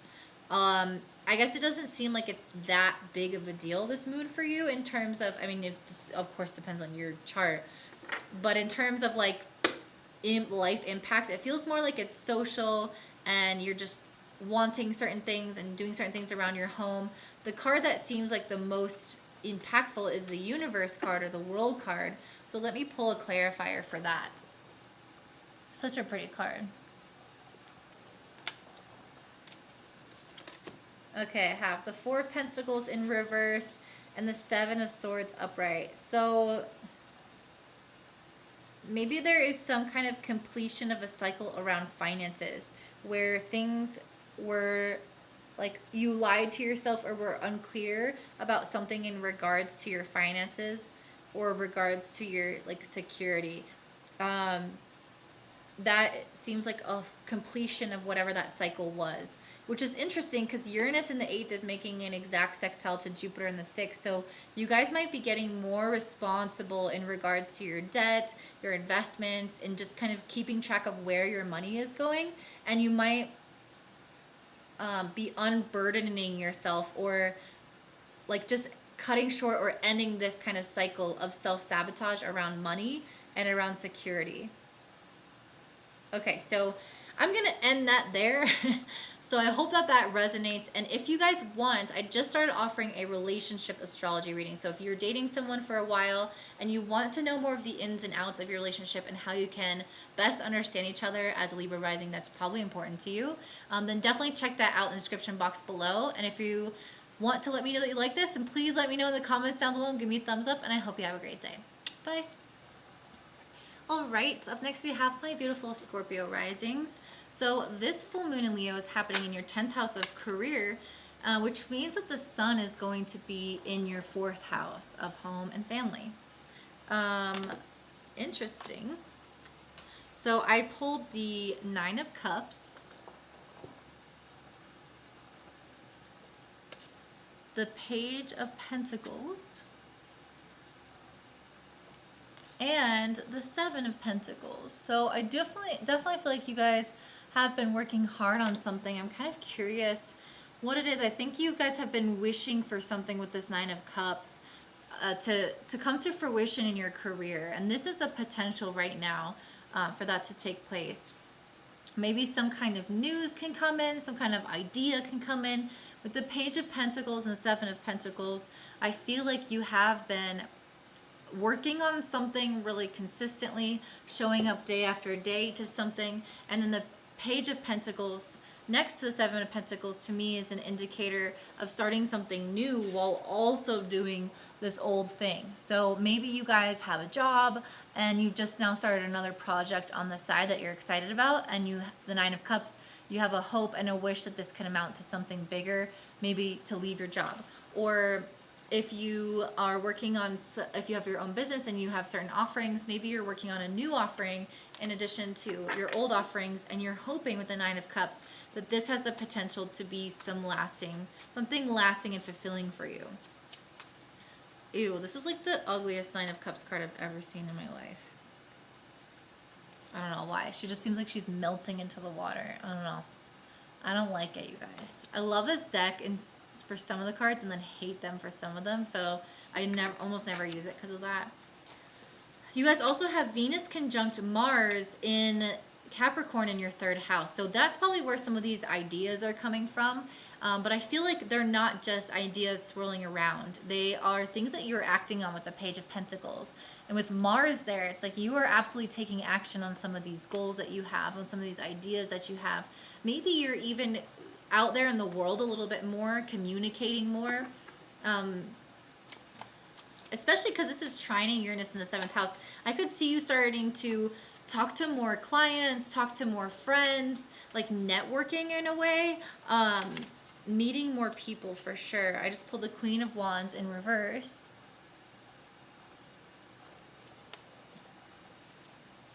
Let's see what else is going on here.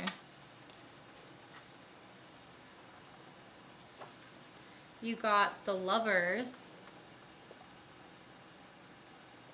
So maybe you're having realizations also about relationships. With the Queen of Wands in reverse and the Lovers upright, I do feel like you guys might be coming into like working on greater confidence in yourself and in your creativity and in your ideas. The Lovers card I feel like is telling you, oh, and then the Ten of Swords as well.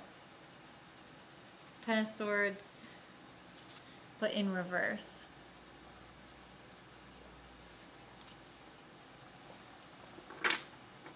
What is going on here? Some of these messages I feel like, maybe it's because I'm tired, but they're just taking me a second to unravel.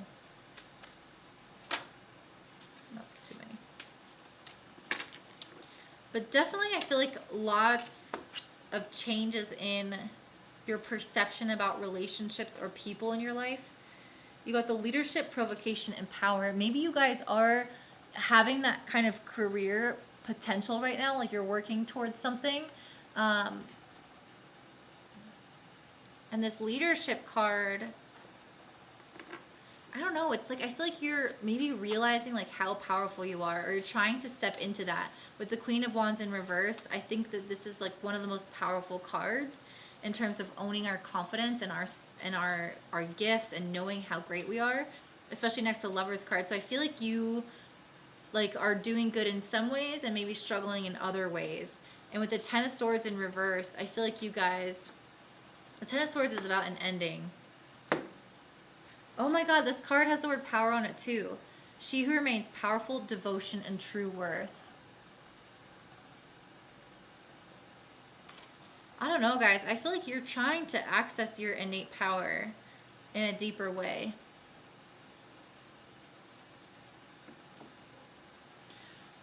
Since this Ten of Swords is reversed, I do feel like some of you guys are resisting some type of ending that's trying to happen in your life. If it were upright, you are embracing the change. You're embracing the ending. But reverse, I feel like you're fearful of it. And that's maybe why the Queen of Wands is also in reverse. There is like a fear or trepidation about owning this new chapter and going after it. Going after something that is much more in alignment with you with this Lovers card. So I feel like career-wise, maybe you have either some new idea that you have the potential to go after, but you're scared to do it, or relationship-wise, there's some kind of ending or transition in relationships or in your career or in some element of your life that you are cautious about because you're not as confident in going out and doing it for some reason. So yeah, basically I feel like there's some kind of change or ending that you're resisting. And I think that this is these power cards are calling you to your power in order to make this kind of change or transition. I think for a lot of you, it could be career-wise because it's a full moon in the 10th house.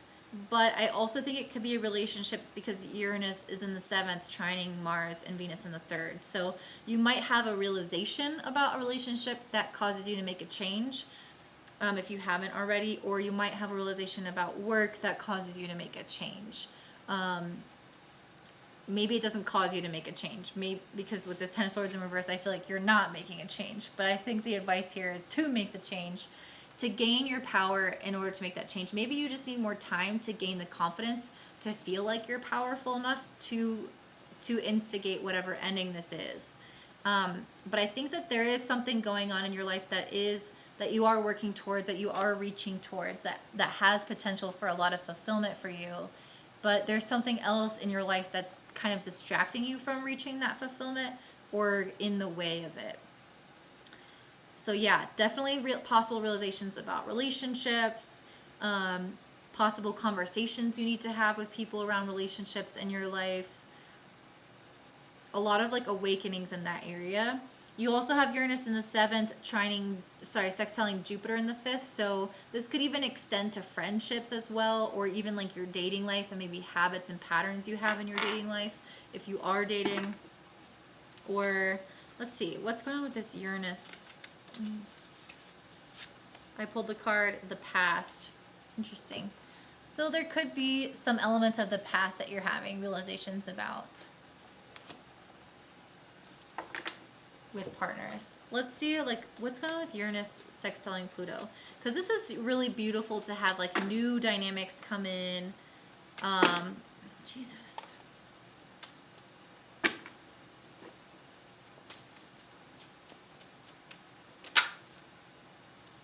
Four of Cups reverse. So again, I feel like there's something that you guys are not acting on, or not realizing. The Four of Cups in reverse. This is weird because Uranus in the 7th, sextiling Jupiter in the 5th has a lot of potential for like a lot of activities and social things coming in. But then at the same time, the Sun is in the 4th house and the Four of Cups reversed here. This is kind of an energy of not actually wanting to go out that much, not even wanting to engage that much. So maybe you guys have some events and things coming up, but you're not as like into it. And maybe it's because you need to still process some things from the past. So that might be true for some of you. You guys also have Mercury and Pluto in the 3rd house. So there's just a lot of thinking going on in general, a lot of processing in general. And there might be fear and worry about the future, but yet like excitement and inspiration and goals that you want to achieve. So it's a really mixed bag for you guys. I think that's why it's just so like not landing on a specific direction. I think the biggest message here is about really gaining a lot of power within yourself, and hopefully the Sun moving through your 4th house will help you kind of sort through your emotions and anything that could be getting in the way of feeling really solid. And hopefully you will have some realizations and things come through in your career that will help you feel more powerful to instigate whatever change or ending this is that you might be fearful of embracing. So yeah, let me just see if there's one more card that wants to be pulled for you guys. Is there anything else that wants to come through for Scorpio Rising? I feel like you guys have just kind of had a lot of energy going on lately and maybe have been feeling disappointed in life, a little bit disillusioned. But I love that you have the Nine of Cups. It's like you're still hopeful. You haven't just given up. You're working towards something. You're hopeful. You're just maybe life has been not moving in the direction or even at the pace that you've wanted it to, and you might be questioning yourself. And then the potential card. Yeah, I feel like you guys are frustrated because you know you have so much potential. Your relationships, your career, certain things in your life, and it's not at where you think it should be. Like, you know that the potential is there, but it's not living up to it currently. And so I think that you guys are maybe feeling that really strongly at this full moon, but you might also have something come up at this full moon. It's a potential to have something come up with this Page of Pentacles that has a lot of potential. So even though it's not there yet, something has a lot of potential that's coming in with the Seven of Pentacles. If you just keep working on it and showing up consistently and don't give up, it can amount to something. It can amount to this Nine of Cups. So you guys just might have to be able, like, face an ending of some sort in order to have that come true, though. So gain enough power and confidence within yourself to be able to end it. Keep working on whatever it is you need to work on. You know, you'll know the timing for yourself. And then once you do that, I really feel like you're going to step into this leadership position. You're going to step into this position of power and devotion to what is right in your life. So if you guys are in a long-term relationship and you want a relationship reading, I'm now offering those, and I definitely recommend checking them out in the description box below. If you enjoy this or if it resonates in any way, please let me know in the comments and by giving this a thumbs up so more people can see it. And I hope that you guys have a bomb-ass day. Bye. All right, up next we have Sagittarius Risings. For you guys, this full moon in Leo is happening in your 9th house, which means that the sun is opposite it in Aquarius in your 3rd house. So lots of possibilities for many different kinds of thoughts and realizations coming up. Really great time to align with your belief systems.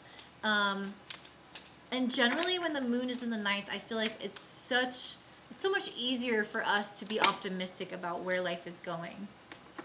You guys also have Venus conjunct Mars in Capricorn in the 2nd house.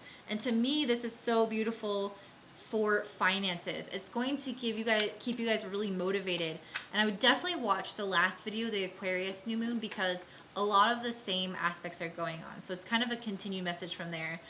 But definitely a lot of motivation to go after finances, to create stability in your life.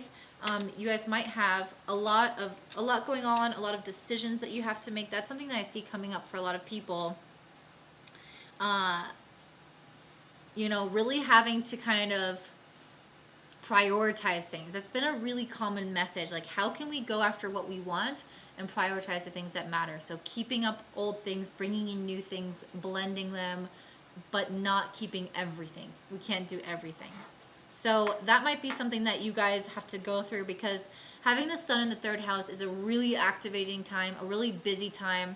And pulling the Two of Pentacles, I feel like you guys just might have a lot of potential, a lot of things on your plate to choose from. And it's time for you guys to really learn how to prioritize, especially socially. You might also have a lot come in socially. New people coming in, new opportunities to go out, to meet, to greet, to network. And you can't necessarily do it all. So it's a good time to, again, prioritize these things. Venus and Mars in the 2nd. I do feel like you are, like I was saying, motivated to create security in your life. And that's also why you have to prioritize things, because you can't put too much time into your social calendar. You know, like, I know that you guys are looking for stability. You guys are looking for balance. And so how can you do that? You just have to make sure that you know what your intentions are each day, and that the things that you are doing are aligning with those intentions, or your purpose, your goals. Like, if your intention is to, you know, connect and spend time with loved ones, and you're doing that, great. But like, if your intention is to reach your potential in a certain area of your life and you're not spending the time on it, it's time to reevaluate that. It's time to create more structure around that. You guys also got the Page of Wands, the Two of Swords, the Seven of Wands, and the Hermit card. Interesting. So yeah, I feel like this strong message of prioritizing for security is coming in, because not only do you have Venus and Mars in the 2nd, but it's also trining Uranus in the 6th, which is all about kind of mixing up your routine or mixing up your responsibilities. But it's doing so in a way that's, again, grounding into what you value, grounding into what is important to you, so that you're not just like changing things for the sake of changing things. Of course, like, no, the approach or the way that you select your responsibilities is coming from a very intentional, conscious place. And I pulled Wisdom, Clarity, and Resolution. So again, I think that kind of goes back to not only what I was just saying now, but also like what I was saying at the beginning of having realizations,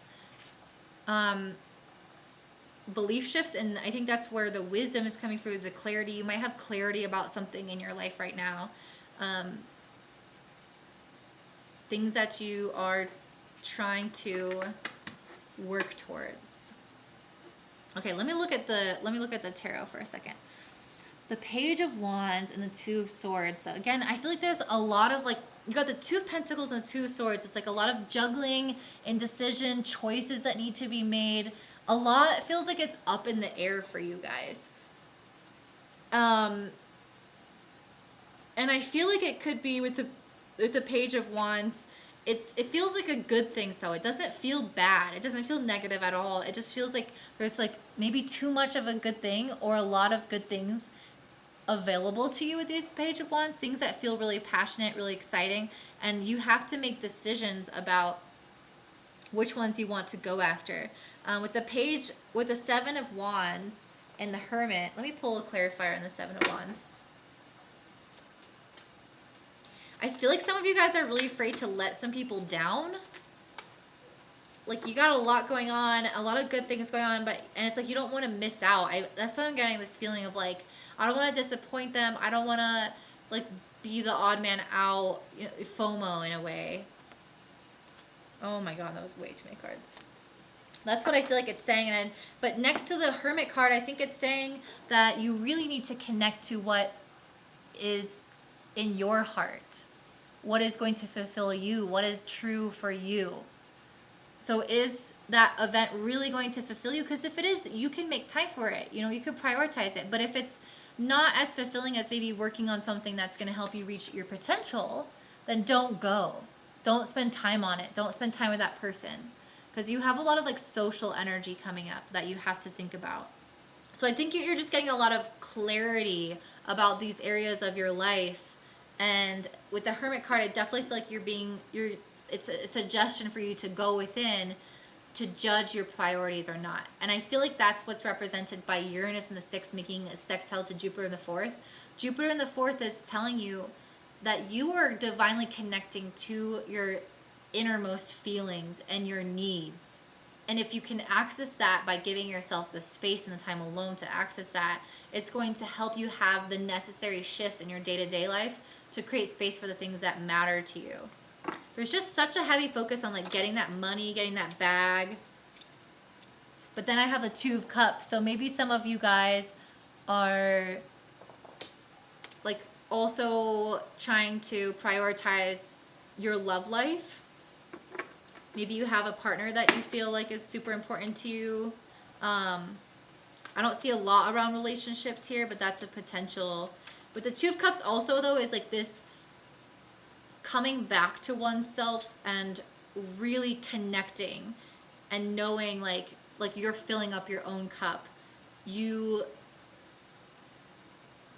taking care of your needs. You're growing in confidence. So I feel like the more that you can prioritize the things that matter to you, the more you are going to become your soulmate in a way. Like live up to your potential and fulfill your desires. And then after that, I pull the 10 of Pentacles. Exactly. Some of you might have soulmates that you're trying to juggle time with, but I think some of you like are becoming your own soulmate. And following the Two of Cups in a career reading to me is always like having your divine purpose and destiny. So I think a lot of you guys might have discovered what your destiny is. I don't know when, but maybe recently, I don't know. But it's like you know what your destiny is. You just have to prioritize and keep working towards it to get that bag, which is where all the energy is right now, is like money, money, money, money, security, long-term finances. And that's what the 10 of Pentacles is about. So definitely feel like you guys are being called to follow your divine purpose and your path, and make sure that you are prioritizing it in any given moment. This is the strongest message coming through for you. And that's why the moon is lighting up your 9th house, which is all about that vision of what's ahead, what is next, how is it in alignment with your soul and your purpose. So if you guys are in a relationship and you want a relationship reading, that is something that I'm now offering, and I highly suggest checking that out. I have packages, and I'm also adding a synastry reading alone. So if you want that, definitely check that out in the description box below. And if you resonate with this, please let me know by giving me a thumbs up and commenting down below. And I hope you guys have a great day. Bye. All right, up next we have my beautiful Capricorn Rising. So for you guys, this Leo full moon is happening in your 8th house, and it's opposite the sun in Aquarius and your 2nd house of finances. So you guys might be really focusing right now on cultivating a strong foundation for yourself in terms of long-term security, finances, focusing on that money. I pulled the Page of Wands. With the moon in the 8th, you guys also might be doing some shadow work or some deep reflection about what might be keeping you from creating a lot of financial stability in your life. What kind of insecurities do you need to purge, release, or somehow face at this time? You guys also have Venus and Mars conjunct in Capricorn in your 1st house exactly. So again, it says a lot about like you evaluating the worthiness of things, especially yourself, but anything also that you are committing to in your life. Is that worth my time? Is that worth my attention? And that's something I'm seeing for everyone right now, is a lot about prioritizing. But for you, it's not just prioritizing. It's really trying to see like, yeah, what if something is worth it, essentially. And that might include yourself. And with this Tower card, you might feel like there are some things in your life that are coming down. There might be some endings, some shakiness to the foundation because maybe some things weren't worth it. And you're realizing that. Then I have the Emperor in reverse, the 7 of Wands, and the 2 of Cups.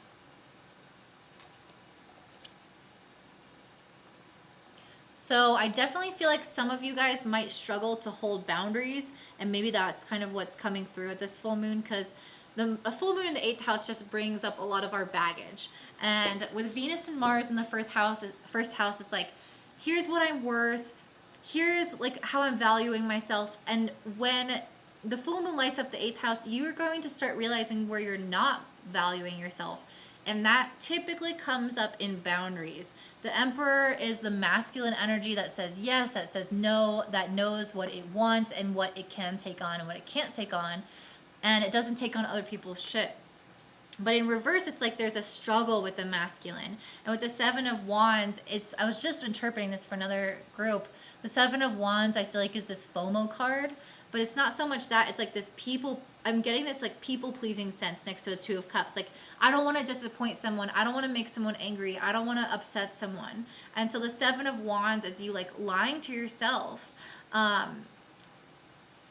about certain things in relationships in your life.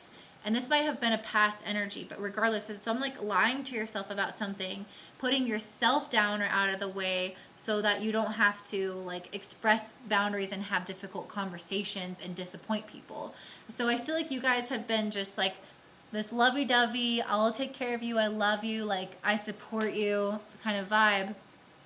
And now I feel like you guys are, with this Tower card, are realizing that you are ready to make changes. With this Page of Wands, you are ready to come at your life with courage, with conviction, with confidence. And it's just this brand new energy for you though. The Page of Wands is just starting out on her journey. So she's confident, but there is a little bit of like lessons she's still learning. She doesn't have the mastery of it yet.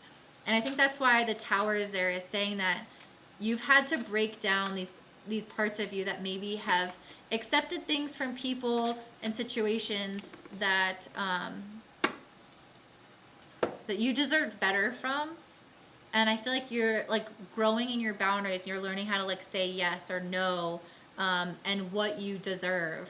And with Venus and Mars in the 1st, it's also making a trine to Uranus in the 5th. So this could especially come in through romantic stuff that you were realizing this about, but it can also be friendships. It can be any kind of connection that feels like less permanent, like that feels like someone in your life that was more like fun rather than this like really like staple person in your life. That's how I kind of see people in the 5th house. It's like your party friends or someone you know on social media, or like some partner that you had that was like this off and on like fling. Like it's not like this really substantial person in your life. In terms, they're substantial in their impact on you, but in terms of like stability and being there always. Like, I feel like this person, like, you're realizing that those people who are just there for a good time, or who are not like really just solid for you, like, you're realizing that they're not worth like breaking your boundaries for. Or maybe you just find that you're breaking your boundaries for like people in certain like low-key kind of casual social situations where they're like asking you to grab a drink and you're like, yeah, sure, even though you know you want to save money. It's like there, those kinds of situations that are like fun or casual or whatever it is. You're learning now how to respect and value yourself enough that you can hold boundaries in those situations where it's just supposed to be like lighthearted and fun and easy. And like, yeah, I just feel like you guys are learning how to like disappoint people, even if you're like, yeah. Oh, and the pattern, yeah, I feel like you guys are breaking this pattern of saying yes when you really internally mean no. This pattern of wanting to just people please in social situations or any situation, wanting to come across as amiable. I feel like you're having realizations like, I don't need to be fucking amiable. I don't need to be like nice all the time. Like, I can just be me. I can express all my moods. I can express all my needs, and I can express my boundaries, and people are just going to have to get over it, even if it's these lighthearted people or this fun situation or whatever. Like, okay, you got she who sees, observe, perceive, and scrutinize. I definitely think that you guys are learning how to scrutinize people a little bit more. Like, I think that maybe there have been some of these like casual kind of like people in your life, or people that you don't know super well, and you're learning how to like observe them and scrutinize earlier on to see, like, are those people that I should invest more in, or are they just more of the same old people who push my boundaries and who like don't really invest and aren't stable for me. And so I think that you're learning how to scrutinize the people in your life and certain situations that you're giving yourself to, and you're also observing and scrutinizing yourself in these in the patterns that you've been falling into, where you're not respecting your boundaries in dynamics. Uranus in the 5th is also sextiling Jupiter in the 3rd. So again, I feel like this is that scrutiny, but from a place of love and compassion and like higher wisdom. It's not scrutiny from, I'm going to be super self-critical, which sometimes a full moon in the 8th house can be like that.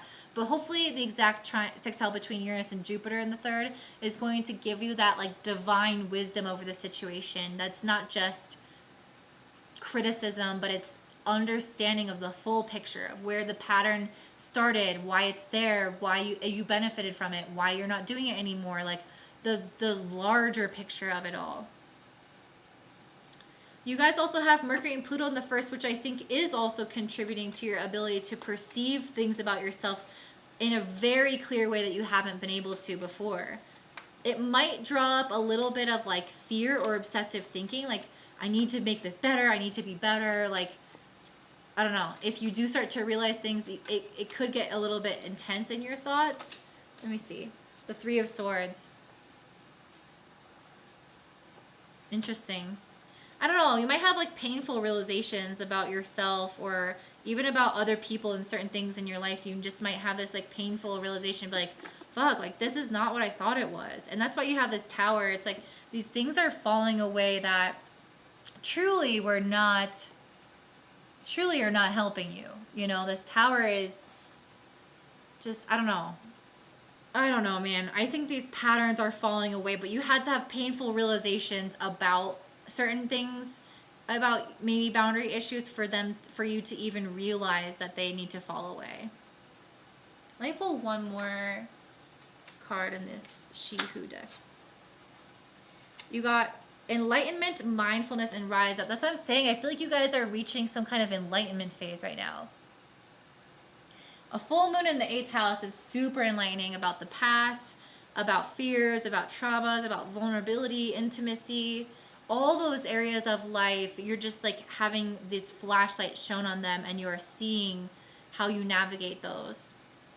Where do you have fears with others? Where are you vulnerable or not vulnerable? Where do you hold boundaries and not hold boundaries? It's like you're enlightened to what you're doing, and with that Jupiter like rising up above it now, transcending it with this Tower card, allowing that to fall away and transcending it. So that is what I'm seeing for you, Capricorn Rising. If this resonates, please let me know by liking, commenting down below. If you have a relationship right now and you want a relationship reading, I highly recommend checking out that in my description box below. I have a package, and I'm going to offer a synastry reading as well for couples, for long-term couples. So if that interests you, please do check that out. And I hope that you guys have a beautiful day. I can't remember if I already told you to comment, but please do that if you haven't, because they make my day. And I hope you guys have a great one. Bye.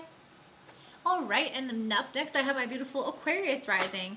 This full moon in Leo is happening in your 7th house of relationships, which means that the sun is currently moving through your 1st house, which is a beautiful time in which you typically get more recognition in your life and more self-awareness as well, increased vitality, even though it is winter time where I am at. So yeah. Anyway, the full moon in the 7th can be a time of realizations and understanding in your relationships. And just like the dynamic of your partnership or any kind of relationship dynamic can really, it can have culminations, which can lead to endings, lead to beginnings, lead to new understandings, realizations, breakthroughs. Those are all possibilities depending on your chart. So let's go ahead and see what some stuff is going on. So you guys have Venus and Mars in Capricorn in the 12th house. So I do feel like you guys kind of, this whole Venus retrograde, all this stuff that's been going on in Capricorn, so much energy there. We're really reevaluating relationships, dynamics, our values, our money, our self-worth. All of this has been happening in the house that's hidden for you. So a lot of this is like very spiritual and maybe even subconscious in nature. So you might feel like you don't fully understand some of the things that have been happening. And that makes a lot of sense with the cards I just pulled. I pulled the moon upright, which is like a lack of awareness, a lack of visibility. The moon is nighttime, right? Like I don't see what's happening. You also have the Four of Swords reversed, which is a card of rest and integration. But with the moon, it's like a lot is being processed subconsciously underneath the surface. Then you have the King of Swords reversed. So King of Swords upright is about realizing things, having clarity and vision of what's going on. But upside down, it's like I don't have full clarity. I don't fully know what's going on. Maybe I'm not even fully honest with myself at times. So a lot of the things that have been, again, healing and processing are very much underneath the surface. I don't know if you fully know and have awareness of what's been happening. I feel like not. However, Venus conjunct Mars in the 12th is activated by a trine with Uranus in the 4th. So there may be some things happening within the home or with your family members, or even just like things that you feel randomly that make you realize like all the stuff that's been processing subconsciously could come out through like your feelings. You might just like randomly feel something one day and you're like don't fully understand why.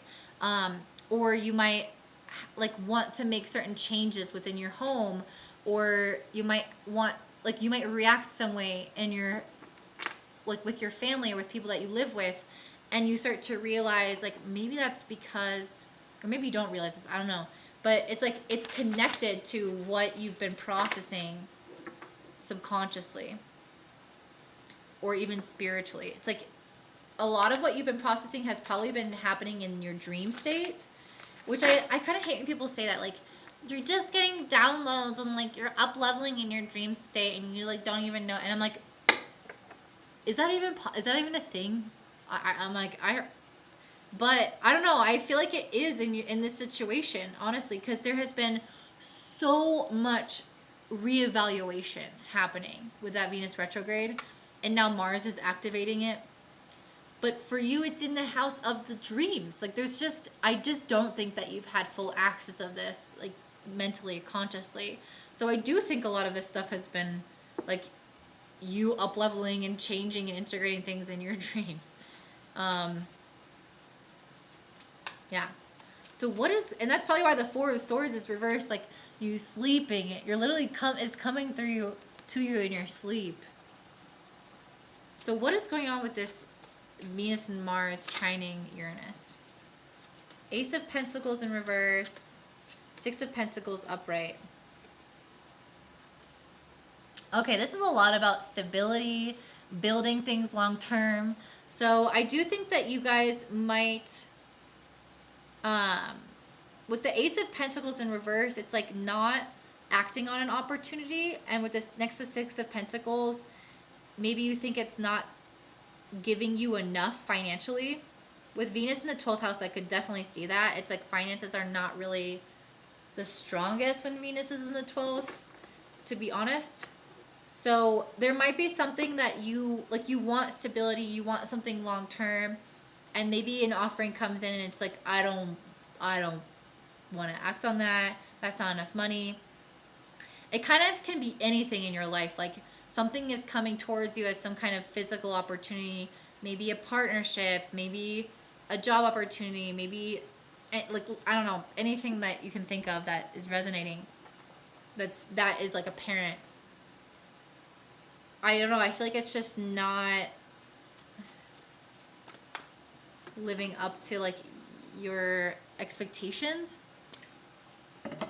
or like your standards with the Six of Pentacles. Like this is getting what you deserve. So I do feel like you're gonna get what you deserve, but with the Ace of Pentacles, it's almost like you have to turn down something that isn't what you deserve. And this is actually a really common theme for everyone, has been prioritizing, as well as like knowing what you're worth. And that's a lot about Leo, is like, this is my gift. This is how I shine.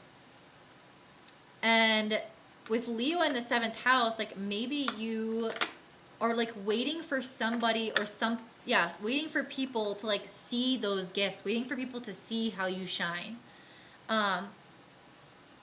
And then acting on those opportunities or those relationships or whatever. But the Ace of Pentacles in reverse, you might have some things come up that at first don't feel like a reflection of your worth and how you shine. So might have to turn some things down. But with Uranus in the 4th sextiling Jupiter in 2nd, I definitely think there will be something else that's a better opportunity that takes its place. So if you get some kind of like offering or something in your life that's like, oh, I don't know, that doesn't quite like match. Like maybe, for example, if you're trying to move homes, it's like there's a home out there that's like, okay, it's pretty good, but you want something better. Just wait for the thing that's better, because I do see that coming in. I do see some opportunity or something coming in that seems a lot better. But I feel like you guys might be worried that there isn't with this 5 of Cups. Like you might feel like if you turn down this opportunity that there isn't going to be another thing coming that's better in its place. But I really think that there is. I don't know when, but I really think that you don't have to worry so much. That 5 of Cups to me is you guys really feeling like this is the only thing that I get. You know? The Strength card is a lot about this resilience, but it's in reverse. It's like courage, strength, resilience, and in reverse, I think that's you guys having fear, especially with Mercury and Pluto conjunct in the 12th house. A lot of you guys might have a lot of fear right now. Like fear that certain endings or certain or certain closed doors are going to be like the end, like the death of you. Or like they're not, that like nothing else is going to come back into its place, and like you have to, like, I feel like there's just fear, like a lack of trust in the universe right now, and fear that things are not going to work out. But they are. Like, look, I just caught this card. She who begins, launch, actualize, and potential. This, with the Wisdom card and the Miracles card, I feel like is saying that the universe has your back right now. Like this, there's so much energy in the 12th house, which is the house of surrendering to the divine protection, allowing it to provide miracles for you. And so I think that you guys are going to launch off. You guys do have a lot of potential right now, but you need to choose the right beginning option that does actually have that potential. Like, don't settle would be your slogan if I was naming this. Use your wisdom. Use your wisdom about if something feels right, if something feels like it's honoring your value and your worth. Because a miracle will come your way if you allow certain things to fall away or say no to certain opportunities with this death and magic card. You allow the death to occur and you realize that a new thing comes into its place with this miracle card that is so much more like valuable to you, that has so much more potential for you to actually have the energy, the juice, the vitality to launch off of, to be successful with. So don't give up. Like, this strength card in reverse is a warning sign to have courage and conviction. Move this upright. Know that you have what it takes to keep going.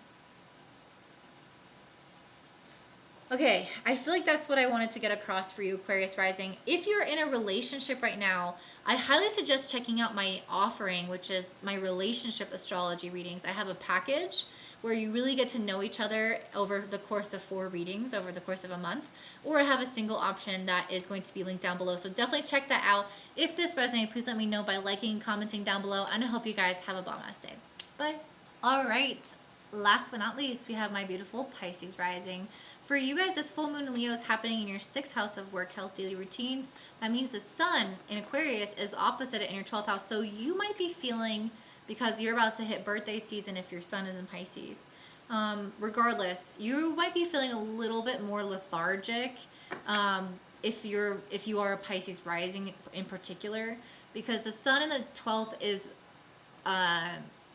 it just de-energizes the sun. So as it moves into your 1st house in March, I think you guys are going to be feeling way better. Oh, you guys got the Magician card. This is a time of manifestation for you guys. And then the Hierophant in reverse. So doing things your own way, manifesting something that you want to do in your own way. And I like this because Leo is all about that. It's like that authentic, creative expression, the things that feel like you're just doing it because you love it and you don't give a F what everyone else says or thinks or does. So this might be something in your career right now or your job right now. Or just, yeah, we'll get to that, but it could be something new that you want to do in your life right now, in terms of like responsibility. So interesting. You guys got the Morning card. So this is kind of telling you that there is like this is a unique card to this deck. It's basically saying that things are on the rise, things are improving. Let me try to read off what it says. The Morning. The morning greets you with dim light. This card reflects the chance to start over, the chance to rise into the day a little bit stronger than yesterday. Use the energy of the morning for beginnings, a new project, a new conversation, and a new feeling. So this is just representing something new, something rising, something beginning. And that's what I'm feeling. I feel like you guys are trying to start something new that is totally up to you. That is totally like your own unique touch, your own unique manifestation. I feel like it doesn't exist, if that makes sense. Like if you're wanting to do something for a job, it's not like you just go on to Indeed and just find a job. It's like I'm realizing, because a full moon's often about realizations, I'm realizing that my job is this weird concoction of all these different skills and talents I have, and it doesn't just exist. I have to create it in some kind of way. I have to maybe work multiple things, or I don't know. It's just something that you're manifesting that doesn't fall in line with tradition. Very interesting. And with Venus and Mars conjunct in your 11th house, I feel like you guys are activating this vision center and able to see your own unique way of how you want your life to unfold. And with the trine with Uranus in the 3rd house, I think you're also having a lot of luck in terms of relationships or connections that can help you actually piece together some of these visions that you have, and help create whatever this unique manifestation is. It's totally like doesn't exist, I swear. And I think you guys have this strong like networking, communication skills right now to help bring this vision into life. People are your friends. They are your allies. Uranus in the 3rd is also sextiling Jupiter in the 1st, which is an absolute time of breakthrough and growth. This is an exact sextile. So again, communicate your needs right now. Tell people what you want. Tell people what you're looking for. And you're going to see doors open, opportunities come to you. Like this new beginning is here for you. You just pulled the Fortune card. Wow, you guys. You are very fortunate right now. Uranus sextiling Jupiter in the first is a super lucky, super fortunate aspect that I think is going to create some kind of breakthrough for you. Jupiter is your traditional ruler of Pisces as well. So this is your planetary ruler. This is some shakeup, some breakthrough, something innovative and unique. Because Uranus sextiling your chart ruler. Like Uranus is a planet of doing things your own way. That's what I'm saying. I think you guys are having some new beginning, something new manifest that is entirely unique to you. And I feel like people are going to help you create this, but you have to speak it out into the world.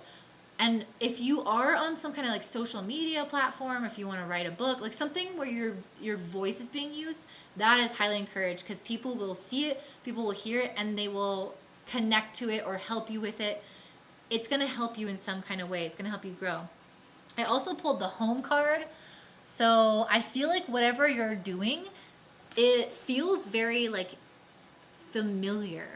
Like it feels like it's, even though it's new, it's such a unique concoction of things that's so aligned to you that it feels like really at home or really familiar to you. Like it's like putting on pants in the morning or brushing your teeth. Like you don't think about it. And that's really what I feel like this is about. It's like you are stepping into something that is so aligned. It's just like clothes made for your body. It's just like you've done this in a past life and you're just picking up where you left off. It's that level of familiarity where it's just so cozy. You guys also have Mercury conjunct Pluto in the 11th house. You have, I feel like these should all be upright. Wow. Oh my gosh, you guys cannot have better cards right now. What is going on? And I feel like it's something for your responsibility or some kind of job or career thing because the full moon is in your 6th house. And because you have so much activation of your 11th house of like future and destiny and my long-term goals. So Mercury and Pluto there is getting you really clear with what you want to do coming up in the future. I think it's also making you kind of obsessive with it, which is a good thing in this case based off of the cards that I'm seeing. You guys have the Fool card, a brand new beginning, which I already talked about happening for you guys. The 3 of Cups, this is people coming in, helping you, supporting you, and also it's coming from this really like positive, celebratory kind of place. Like these are your friends, these are your allies. These are people celebrating any kind of successes that you're having. They're celebrating your journey. They're giving you ideas. They're connecting you with people. It's just, I feel like the social sphere right now for you guys is on fire with Venus and Mars in 11th. You're just getting hounded with support. And then after that, 9 of Pentacles. So these people are substantial. These people are leading you to creating something really substantial in your life, to becoming financially independent, to building something substantial out of this Fool, out of this brand new beginning, out of this new idea. I don't know, guys, and it's very healing for you with this Star card, which is also Aquarius energy. So this is very, very healing. The sun moving through your 12th, I feel like this is cleansing you right now. This is giving you optimism and hope for the future because you are seeing that your vision is being so supported by the universe. It feels amazing. It's so unique and so aligned to you. And I feel like that is going to cleanse you of any pain of the past where things weren't in alignment, or things didn't work out, or things felt like they were moving through sludge. It's like you're getting a push from the universe to achieve your goals, especially with Jupiter in the first right now. You are being supported. This is your time to grow. This is your time to shine. I love it. I love to see it, Pisces Rising. If you're in a relationship, definitely check out my brand new relationship reading in the description box below. I have a 4 package for couples who really want to get to know each other, look at each individual chart, combination, future transits, as well as a single synastry reading. So if you're interested in that, check that out. And if you resonate with this, please let me know by liking, commenting down below. And I hope you guys have a dope ass day. Bye.